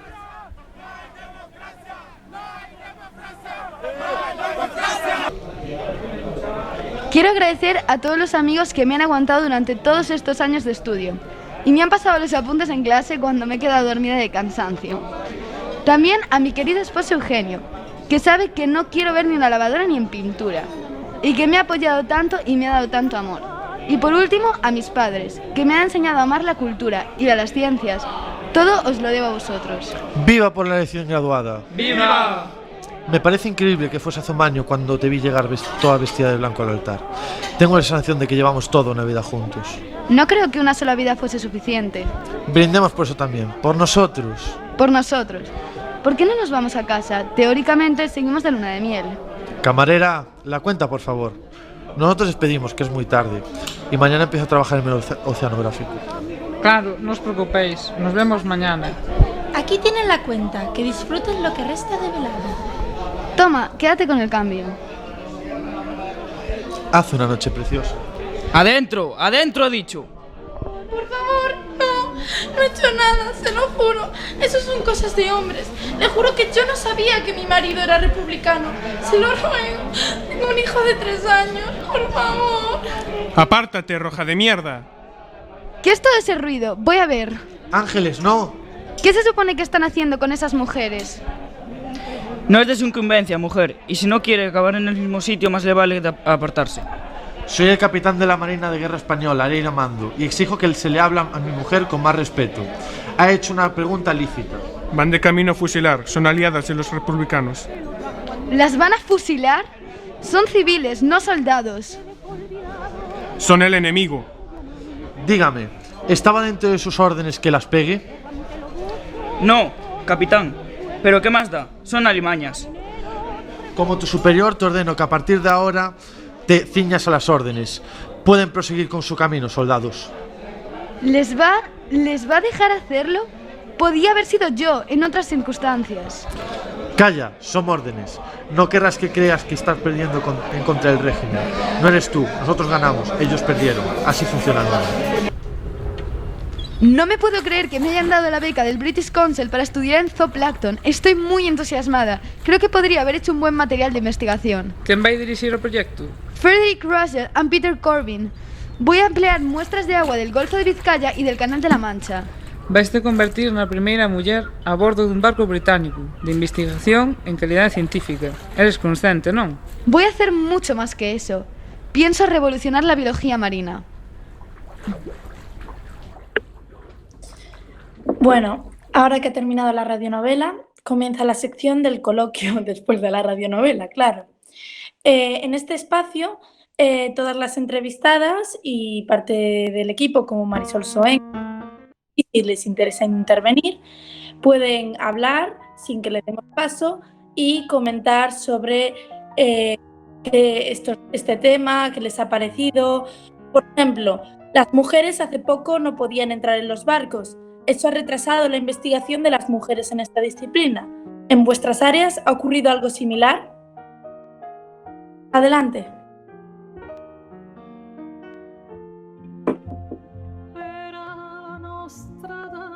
Belén, por ejemplo. Hola, sí. Bueno, yo lo comentaba antes que efectivamente es lo que no nos dejaban subir a los barcos a las mujeres, pero bueno, no hay duda de que la trayectoria de Ángeles Alvariño pues ocurrió con muchas mujeres en la etapa de la guerra, ¿no? Mujeres que inicialmente habían iniciado estudios universitarios, que como consecuencia pues, de la guerra se vieron obligadas a interrumpirlos y algunas no pudieron continuar, ¿no? Y, entre otras cosas porque también incluso pues a principios del siglo pasado a las mujeres no se le permitía ir a la universidad. Entonces pues hay pues desde los típicos ejemplos de algunas que se han vestido de hombres para poder acceder a la universidad a situaciones de lo más variado, ¿no? De hecho, en el caso de Ángeles Alvariño hay un libro publicado de toda su biografía que escribió Alberto González Garcés, que fue director del Instituto Español de Oceanografía, y tuvo la ocasión de coincidir con ella cuando estaba en La Joya, ¿no? en California. Y entonces escribió este libro y cuenta un poco también pues lo mal que lo pasó ella una vez que entró a La Joya, incluso cómo la dejaban un poco de lado, cómo incluso estuvo en un laboratorio pues trabajando allí casi aislada, medio oscuras, o sea que se daban situaciones, bueno, lo relataban un poco en la novela, ¿no? Los directores del trabajo eran 2 hombres, entonces un poco como incluso, bueno, pues le costó llegar a hacerse un hueco, ¿no? Después de todo ese de tanto tiempo trabajado, ¿no? Y finalmente, bueno, acabó descubriendo 22 especies y tuvo la posibilidad incluso de ponerle su nombre, ¿no? Pero bueno, también hay casos, bueno, el caso que decíamos antes de Watson y Crick y Rosalind Franklin, pues hay muchísimos ejemplos de esos, ¿no? Que al final eran los varones los que se llevaban la fama en lugar de ellas, ¿no?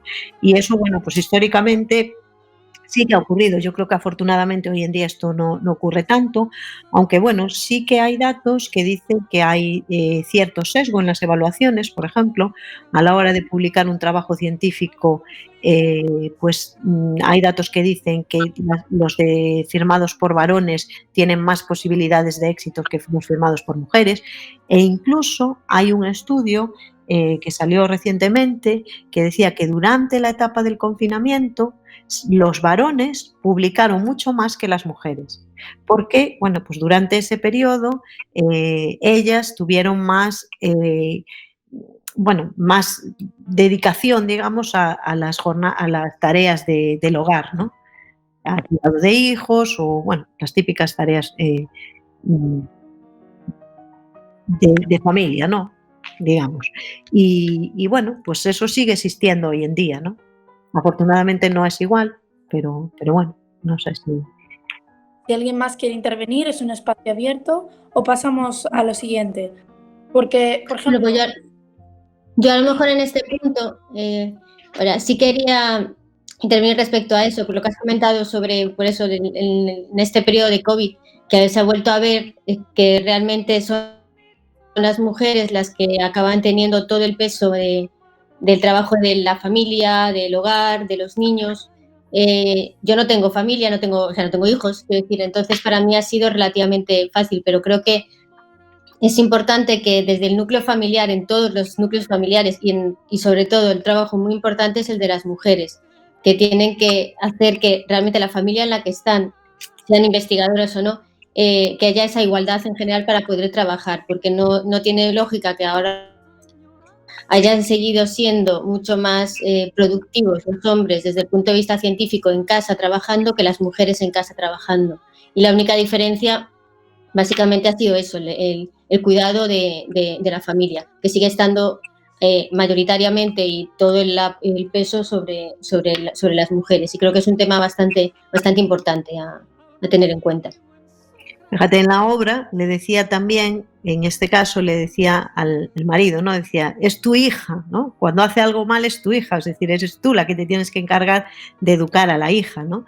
Entonces, bueno, yo creo que bueno, la educación de los hijos y el cuidado a nivel en el hogar, pues sigue pesando mucho en el lado femenino, ¿no? Entonces eso es algo bueno, que costará tiempo revertir, que haya esa verdadera igualdad, ¿no? Aunque, bueno, pues hay muchos programas de igualdad que se han hecho pues, en universidades o en distintos centros, pues yo creo que todavía no se ha conseguido, aunque hay acciones positivas en ese sentido, y una de ellas es esta, por ejemplo, pues todavía no se ha conseguido revertir eso al 100%, ¿no? Los roles que estos ciertos estereotipos que están ya pues bastante instaurados, pues todavía persisten. Outro pequeno traballo de reflexión que me parece moi interesante facer é a raíz da pregunta que fixeches de si creemos que non houbera mulleres en ciencia en tempos anteriores retrasou o avance da ciencia. E claro, se te podes a pensar, como seres humanos todos temos esta curiosidade non intrínseca e o 50% da poboación está feito por mulleres. Entón, seguro que se nos poñemos a facer números, houbo grandes ideas que ou foron roubadas ou quedaron sepultadas por non darlle voz a esas mulleres que as tiñan, por pensar que a ciencia o mellor non era o ámbito de traballo das mulleres e que seguro que é un traballo de reflexión moi interesante que non sei se hai estudios ao respecto, pero que conviría a fondar, né? Bueno, incluso... Perdona, no, continúa.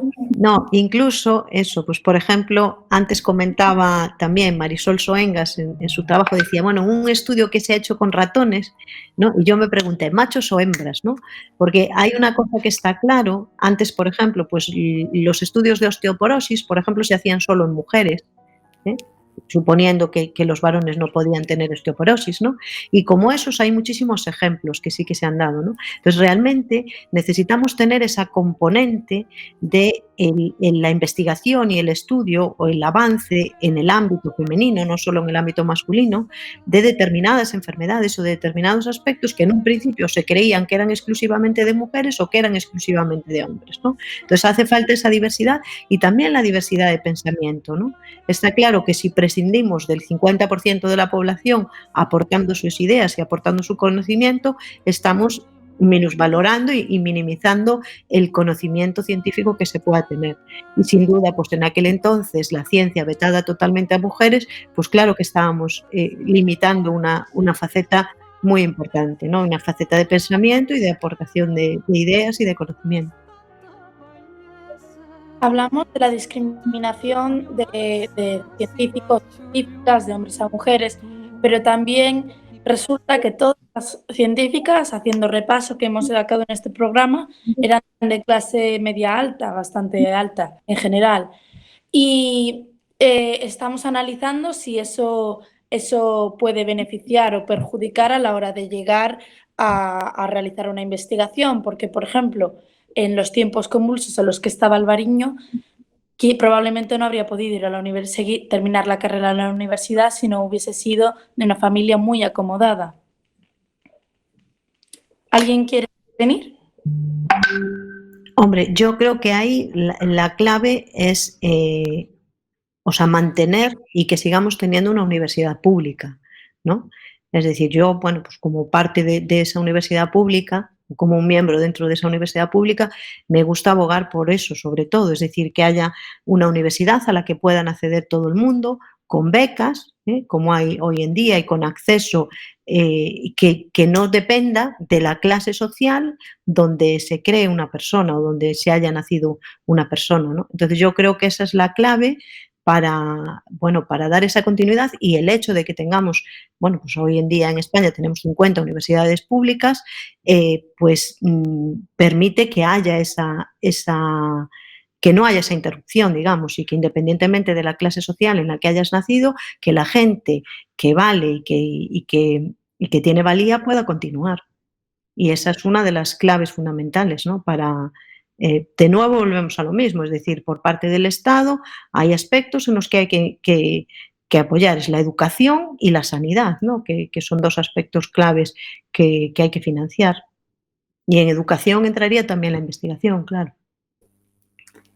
Ainda estando de acordo contigo, Belén... Hombre, Ay, perdona, ahora, Carmela. No, dalle ti si queres, despois sigo.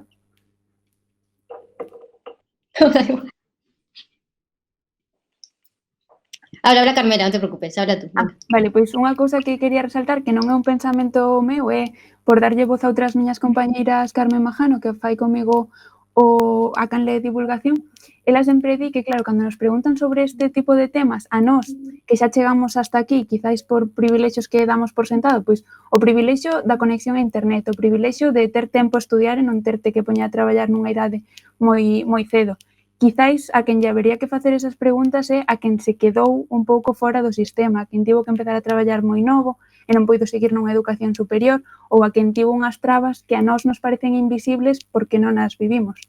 Entón, aí, supoño que hai un trasfondo que o mellor nos dende aquí non vemos, non sei se por sorte ou polas circunstancias que a cada un lle tocan vivir, pero sí que hai xente que queda fora do sistema. Xula, te animas? Sí, bueno, yo simplemente creo que estoy bastante de acuerdo con lo que acaba de decir Carmela. Ahora, pero eso, quería hacer también que hay dos aspectos que a lo mejor hay que tener en cuenta en ese acceso, ¿no?, a lo que es la educación. Uno, por supuesto, es el económico, eso no podemos hacerlo. Bueno, yo soy un resultado de educación pública, desde la EGB que yo hice hasta la universidad, el instituto, o sea, yo he estudiado toda mi vida en lo que es... pues eso, la educación pública, y creo que es extremadamente buena hasta donde he llegado y hasta ahí no creo que haya problema. Los problemas que también puede haber es eso, sobre todo en determinadas situaciones, como incluso puede ser Galicia. La gente del rural gallego tiene que moverse para ir a la universidad, con lo cual ya necesitas pues eso, un dinero para poder vivir en una otra ciudad distinta, ya puede ser Santiago, Vigo, lo que sea, que es a lo mejor en otras ciudades grandes, como puede ser Madrid o Barcelona, vale, no tienes ese problema, porque realmente sigues viviendo en tu casa, que es la universidad. Entonces yo creo que eso es una parte importante. Y luego otra parte también importante, que yo creo que hay que tener en cuenta, es que sobre todo sobre todo en la época de Ángeles Alvariño, y ahora espero que menos, pero aún así, es que siempre dicen que, bueno, pues muchos de los grandes científicos, incluso ahora, pues muchos de los catedráticos y tal, vienen realmente de familias que también ya tienen, pues eso, un entorno dentro de muy académico. Y es que es posible que ya desde muy pronto los estén estimulando, es decir, tienen un acceso, un estímulo mayor hacia ciertas cosas que hace que se despierte esa curiosidad que a lo mejor se despertaría también en otra persona, ¿vale? Pero que es mucho más difícil que llegue a verlo. Yo creo que es una parte también importante que hay que tener en cuenta. Mira, ahora que comentas eso, también en eso estoy de acuerdo contigo, Carmela, de que ciertas limitaciones sí que hay, porque, por ejemplo, cuando se dio lo del confinamiento, pues en nuestra universidad instalamos montamos un sistema, en realidad un gemelo digital, es decir, llegamos a duplicar todas las aulas y de toda la universidad, de todos los centros y de todas las aulas para... digitalmente, ¿no? Pero nos encontramos que efectivamente había muchos alumnos que en el rural no tenían acceso a Internet y no podían. De hecho, bueno, pues una de las acciones que hicimos dentro de la universidad fue distribuir unos MIFIs a estas personas que no tenían acceso. Y bueno, mucho más de lo que parecía, ¿no? Es decir, que realmente pues en Galicia todavía estamos en algunas zonas muy desconectados, ¿no? Aunque, bueno, necesitamos mejorar bastante todo eso, ¿no? Y quizás, bueno, pues efectivamente esos aspectos sí que deben ser considerados. Entonces, además de una universidad pública y una educación pública, hay que fomentar ayudas pues para transporte, para los desplazamientos, para todo eso, ¿no? Fomentar ese tipo de becas, ¿no? Muchas más, ¿no? Ángeles descubrió muchas nuevas especies. ¿Creéis que hoy en día los océanos siguen siendo un gran misterio? Sin duda. Vamos a ver. En realidad, vamos a ver, de los fondos oceánicos, aproximadamente, nos queda por conocer un 95%. Es decir, solo conocemos un 5%. ¿Eso qué quiere decir? Que aproximadamente tenemos un dato cada 5 kilómetros. Es decir, es verdad que hay mapas y que podemos ver mapas que se han hecho de tipo satelital de los océanos, pero esos mapas están basados en datos extrapolados, no datos reales. Entonces, para poder obtener esos datos reales de los fondos, bueno, pues normalmente tenemos que usar barcos con grandes equipos, como por ejemplo sistemas de multihaz, que lo que nos permiten es saber exactamente la profundidad, conocer la morfología de los fondos, ¿no? Pues para hacer eso de momento conocemos solo ese 5%. Entonces hay un porcentaje enorme que no se conoce. De hecho, la zona más profunda de los océanos, que está en la fosa de las Marianas, está a unos 11 kilómetros más o menos, ¿no? de profundidad. Sería algo así, como un poquito más que si le damos la vuelta al Everest, pero hacia abajo. En principio, bueno, 11 kilómetros no es mucho, ¿no? Parece una distancia muy pequeña para recorrer. Lo que pasa que, bueno, claro, dentro del agua, con esas grandes presiones que supone esa enorme columna de agua, pues a día de hoy todavía no se ha conseguido llegar a esos fondos, llegar a esos 11 kilómetros de profundidad, ¿no? No existe la tecnología desarrollada para conocer eso. Entonces, ¿qué especies puede haber ahí? No se sabe, porque la biodiversidad es inmensa, ¿no? Y realmente, bueno, pues hay mucho por conocer todavía en los océanos, no solo de los fondos, como decía antes, sino de todo lo que habita en esos fondos. Y la biodiversidad o la cantidad de especies que puede haber ahí es inmensa. Entonces, sí, sin duda. Pues ha resultado interesantísimo este coloquio. Muchas gracias a las tres, porque la verdad es que es una forma de que a través de la historia de mujeres que han hecho ciencia, gente joven también se interese y conozca. Y bueno, el grupo A Dos Velas ha estado presente una vez más en esta temporada haciendo una ficción sonora sobre una científica. Pasamos por camiseta a nuestra sección, el juego Parece Mentira. Sabéis que son 3 preguntas. Tenéis que saber si son verdad, opináis cada una de vosotras si son verdad o mentira. Y con esa música que nos pone de fondo Jorge, empiezo con la primera.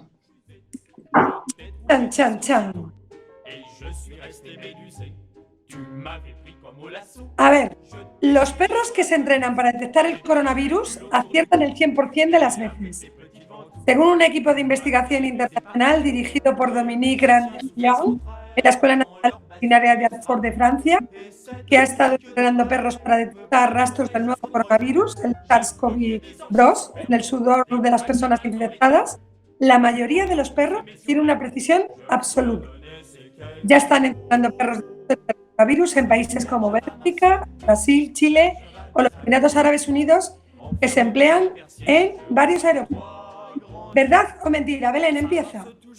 Bueno, yo diría mentira, porque vamos a ver, no hay ningún síntoma que los perros sobre todo se orientan por el olfato, o una de sus características principales para reconocer algo es el olfato, y en este caso, pues en principio, aunque uno de los síntomas es que el paciente puede llegar a perder el olfato, no huele especialmente diferente, con lo cual me parece que debe ser mentira. Yo diría mentira. Carmela?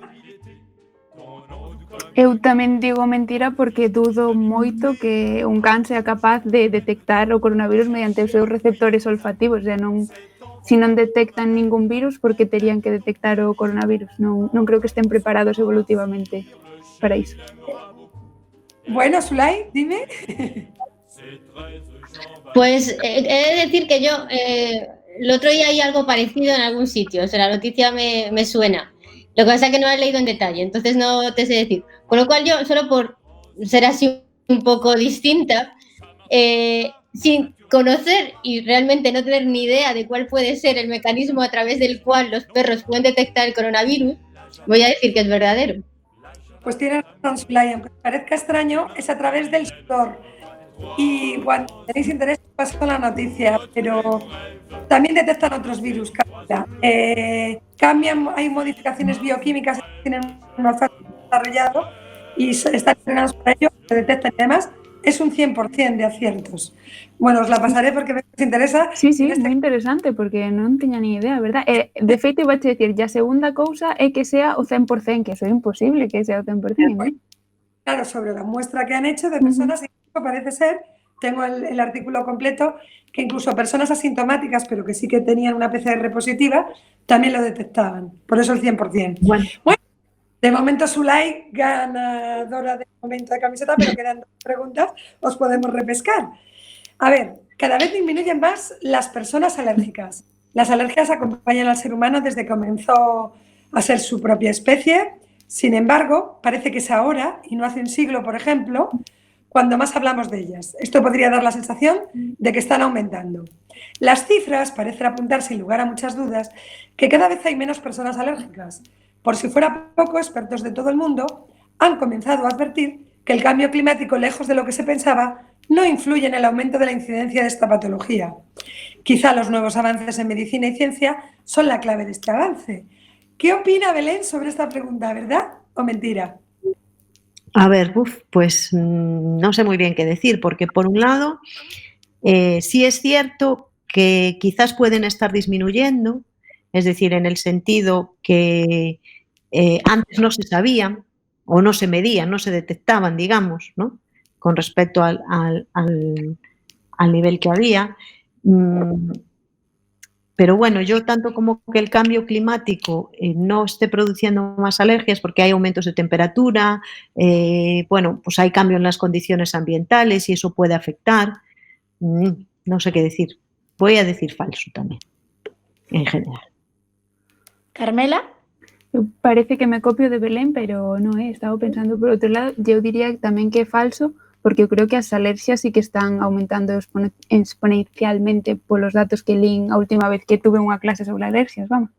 Eu diría que aumentan a relación co cambio climático, sí que xa non me meto, pero dado que o cambio climático sí que fai que especies que antes non tiñamos tan preto cambien de ambiente, eu creo que eso sí que se pode reflectir nas alerxias que podemos ternos como seres humanos.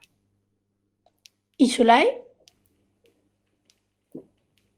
Bueno, yo, como creo que Carmela es la experta en este campo también, pues a lo mejor también voy a decir que falso, y también porque, hombre, yo tengo la impresión de que hay mucho más alergénicos, o como se diga, en el ambiente, ¿no? Sobre todo estamos expuestos a muchas más sustancias que antiguamente y que puede ser que por eso se estén desarrollando más alergias, no sé, pues incluso la que hace poco, pues el látex con lo de los guantes, todas esas cuestiones. Entonces yo creo que es falso, pero bueno.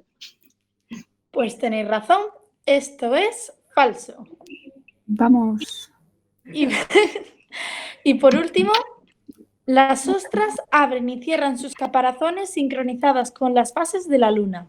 Tras rastrear 12 ostras del Pacífico, Crassostrea gigas, que se sumergieron a lo largo de la costa francesa, se observaron cuidadosamente a través de 3 ciclos lunares, cada uno de los cuales dura 29,5 días.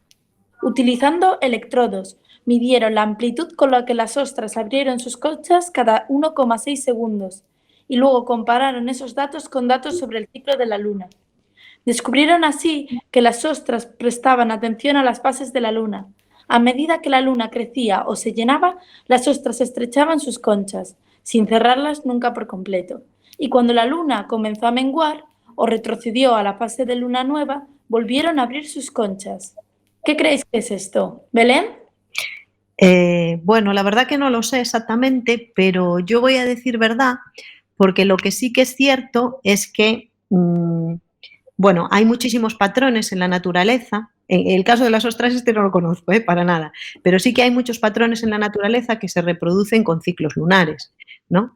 Incluso, o que la luna afecta a muchos aspectos biológicos y muchos ciclos naturales, ¿no? Entonces, bueno, no me parece raro, no sé si exactamente lo de los segundos, quizás a lo mejor eso no sea tan cierto, pero bueno, en principio voy a decir que sí, por cambiar un poco también el ritmo del tal, voy a decir que es cierto. ¿Zulay? Pues la verdad es que no lo sé. Yo es que como experto en biología marina no soy, pero así de eso casi diría que tendría que tener más sentido si está más relacionado con las mareas, que con las mareas también tienen algo que ver con la luna. Entonces, quizás es posible que tenga cierto sentido que tengan esa apertura por los fases de la Luna. Ahora bien, no sé, como ha dicho Carmela, no sé si, perdóname, Belén, no sé si exactamente con esos segundos o con esas cosas, así que... Claro, las mareas... Bueno, voy a decir verdadero. Efectivamente, las mareas dependen del ciclo lunar, entonces, claro, eso afecta claramente. No sé si los segundos, claro, a lo mejor no son, esa es la clave, ahí no sé cómo está esto, si eso es así, tan... Carmela, eu non desde o descoñecemento, pero eu vou decir que sí porque me parece precioso, o sea, eu quero que sea verdad. Ese é o meu razonamento, que me parece un mecanismo tan, que non se saberá molecularmente como é, pero tan definido e tan estreito que eu digo que sí pola fantasía de que sexa verdad. Bueno, tenéis razón. Efectivamente, tal y como había razonado Belén, sí, son... Es más, en el artículo pone que incluso son reactivas no a la exposición lunar, es decir, es como si tuviesen una sincronización interna porque se pensaba que podría ser por el impacto de la luz y que eso haría que se abriesen o se cerrasen, pero efectivamente están sincronizadas con ese movimiento lunar. Me gusta mucho tu apunte, Carmela, de que digas que te encantaría que fuese cierto, lo es, pero tenemos ganadora de camiseta por el tema de los perros, que es Zulay, pero vosotras no os quedáis sin nada, que tenéis una libreta maravillosa de la ciencia femenino y como investigadoras, educadoras, os va a venir muy bien para tomar apuntes. Pues muy bien, muchas gracias. A mí, de todas formas, también me ha encantado que el tema de los perros es verdad, porque me parece una cosa estupenda, ¿eh? Efectivamente. Me parecía increíble, pero me parece fenomenal. Eu pensaba que era para que pecáramos, pero alégrome tamén de que sea verdad. Bueno, ¿os acordáis que quedamos que si daba tiempo íbamos a retomar? Yo creo que nos da tiempo a escuchar la entrevista que ha hecho en la calle y casi a despedirnos. Por favor, Jorge, ponnos esa entrevista que nos va a encantar a todas. Para Quack FM 103.4, la ciencia es femenino. ¿Gusta la ciencia? Sí, gústame, creo que é moi necesario. Sí, claro, por eso estudo unha carreira da rama científica. Sí, a mí tamén me parece moi interesante. Sí, gústame, claro. Sí, sobre todo me interesa cuando entronca con la filosofía. Sí. Sí. Sí. A min encántame. A ciencia é a raíz do coñecemento. E ojalá poder vivir da ciencia hoxe en día. ¿Os dedicáis en vuestro día a día, estáis relacionados con la ciencia de alguna manera? Trabajo en el laboratorio, soy analista. Sí, de algún xeito sí, porque estudiei psicoloxía, traballo nun psicotécnico, entonces, sí que é necesaria a ciencia para saber se unha persoa debe conducir ou non, por exemplo, é necesario. Sí, non directamente, ou sexa, non como profesión, pero sí, obviamente hai ciencia todos os días, e de andar por casa tamén hai ciencia. Sí, eu, estudei psicoloxía, son psicóloga clínica e de feito sempre me encantou todo o que tuvera que ver coa ciencia e no seu momento foi un dilema decidir se quería facer bioloxía, unha enxeñería, psicoloxía, medicina, pero sempre tiven claro que a ciencia era o meu futuro, así que sí. En esa decisión, Rebeca, influeuche, pode ser algún programa, algunha revista, algún medio divulgativo que ti teñas na cabeza que dixeras, carai, pois fíxome querer saber máis? A nivel así de programas e documentales, desde pequeniña me gustou moito todos os documentales mismo do National Geographic, incluso os máis, entre comillas, frikis, así de curiosidades máis relacionadas coa ciencia. E sí que é verdade que en segundo de bacharelato coñecín unha revista que se chama Mente e Cerebro. Empecé a leela e dixen, guau, quero ser un neuróloga ou psicóloga. Entonces aí acabou a miña decisión. Marquei medicina e psicoloxía e entrei en psicoloxía. E a día de hoxe quero ser neuropsicóloga. Entón, bastante influencia, sí. Tivo bastante influencia. E ti, Pablo? Pois así, máis recentemente, por exemplo, a min gustame moito un canal que hai en YouTube dun chaval que penso que é americano, que vive en Xapón, se chama What I've Learned, ou seja, que aprendín. Este canal ten un montón de vídeos moi científicos, moi contrastados, con un montón de artículos, de estudos e tal, moi ben feitos e moi ben montados tamén visualmente, no que o rapaz explica unha cantidade de conceptos teóricos sobre unha barbaridade de cousas, sobre todo alimentación, bioloxía, cousas máis científicas que non teñen que ver co corpo, pero sobre todo os vídeos que máis me gustan os que teñen que ver con alimentación, bioloxía, corpo humano e con procesos bioquímicos moi complexos que verdadeiramente o rapaz faino moi fácil, explícao moi ben e aprendín unha cantidad de cousas sobre alimentos, compostos químicos, sobre como o corpo procesa, desfai, fai, sintetiza, é moi interesante. Mira, a mí uno que me marcó para poder guiarme en la carrera que estuve haciendo fue un libro de texto, casualmente un libro de texto de biología, pero era bastante innovador para aquel momento y lo usó el instituto. Era un cuento. ¿Recuerdas el título? Es que no me acuerdo, sé que era de Anaya y era la ciencia, la biología también es una ciencia o la ciencia también es en biología o algo así. Y me marcó mucho porque me gustó cómo estaba redactado. A mí también me interesaba, de pequeño me interesaba mucho el programa de Rodríguez de la Fuente. Me interesaba, ya hace unos años me interesa mucho la micología. Eu empecé más que nada por los libros de Isaac Asimov, de toda a saga de Fundación. Pero sí que é certo que eu cando estudaba bacharelato, pois foi sobre un libro que vin de arquitectura, pero vino no instituto, ademais, na biblioteca, e é unha profesora recomendáranos un canal de YouTube de un científico que se chama Javier Santaolalla, eu empezara a seguilo e sigo seguindo a día de hoxe, pareceme que di cousas super interesantes. El documental que vin hai pouquiño que de alguna maneira trata de temas científicos porque fala da historia de Greenpeace. Redes de Punset. Creo que non se divulga o suficiente. Que cando somos sobre todo persoas adolescentes, agora xa non son adolescente, pero cando era, creo que non tiñamos moito acceso, seguramente agora sí, con todo internet e todo eso, pero cando eu era máis nova non. E gustaría vos profundizar ou saber máis de algunha rama da ciencia? A min a verdade é que sempre me apasionou a química, xa cando era máis pequeniña estaba no instituto, era algo que me fascinaba, se pudera profundizar moito en algo, tal vez fora en eso ou senón quizás en algunha rama da medicina en relación igual ca inmunoloxía ou algo así máis, algo moi molecular, vai. Profundizar, estou profundizando continuamente, estou aprendendo seguido temas de electrónica, temas de robótica,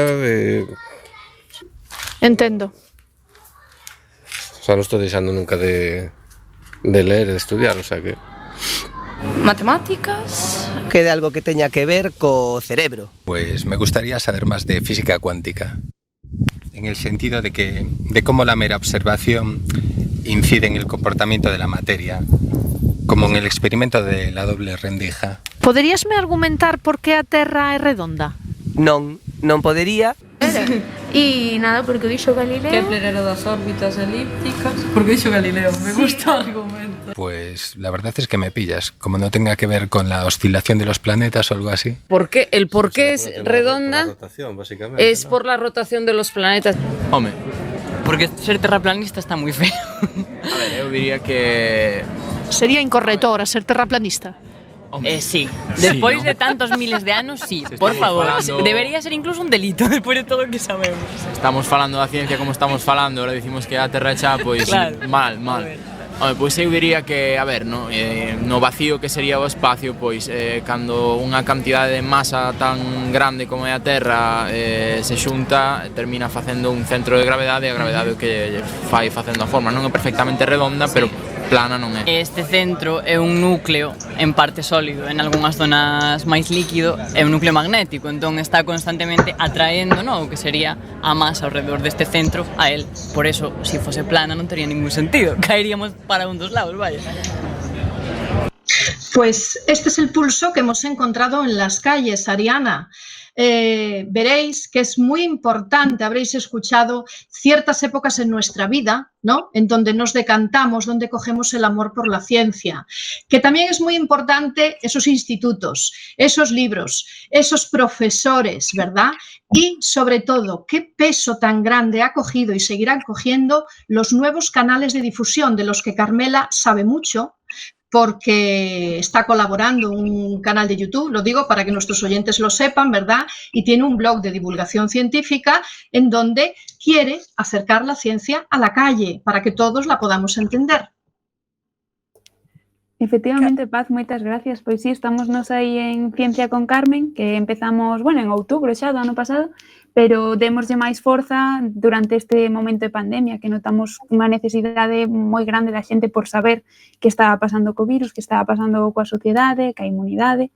E se te das conta, Carmela, cada vez máis xente, de feito nas entrevistas sae, que cada vez máis xente se interesa a través dos canales de YouTube, sigue a científicos, non só outro tipo de figuras que hai na sociedade, verdad?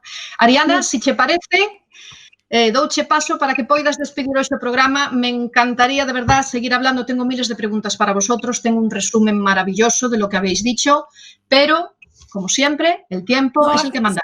Es capaz de hacerlo en 2 minutos, porque hay 57... Pues sí. Pues mira, os voy a decir, señores y señoras que estáis en casa escuchándonos, que en el programa de hoy se ha hablado pues de la mujer que vive en sus casas, que no tiene detrás una cultura intelectual previa, que por eso, por ser mujer, a lo mejor le es más difícil el caminar en la ciencia. Nos ha dicho Belén Rubio que seas tú misma, que seas independiente, no seas influenciable, escucha a Confucio de vez en cuando y, muy importante, estate súper satisfecha con lo que haces. Carmela Cela nos ha dicho non peches portas, que todo o mundo pode aprender, todos temos as cualidades necesarias, ¿verdad? Y la doctora Sulay, que dice que el 2% de la carga genética es lo que, hablando de obesidad, el 2% carga genética, pero lo más importante, el estilo de vida. Y me gustaría, posteriormente, que después nos dijese cuánto influye la carga emocional, porque seguro que hay mucho de eso. Que para ello, para cambiar esto, salgas, dice ella, de la zona de confort. Que a lo mejor hay alguna complicación, pero que eso es igual a crecimiento. Y esto es un poco lo que hemos hablado hoy. Pues yo tengo que agradeceros a todos los colaboradores de la calle, que creo que ha resultado interesantísima. Mariví en la producción, Lara Ruiz guionando la historia de las científicas que ya no están con nosotros y que podemos acercarnos a través de la ficción sonora. Belén, un placer. Carmela, un placer. Sigue así. Sulay, de verdad, te necesitamos para que las cosas cambien. Espero que todos os lo hayáis pasado bien y que veáis de alguna forma, no solo visibilicéis a las científicas, sino que entendáis que la ciencia es divertida. Por nuestra parte, os saluda desde aquí Ariana Fernández, dirigiendo todo este gran equipo, y Jorge a los controles. Y os emplazamos dentro de 2 domingos, concretamente el 30 de agosto, a que conectéis con La Ciencia es Femenino en el 103.4 de la FM o a través de cualquier dispositivo electrónico con nuestros directos desde Internet. Muchísimas gracias, compañeras, muchísimas gracias, oyentes, muchísimas gracias por hacer ciencia y acercárnosla. Muchas gracias. Un placer. Gracias, un placer. Gracias.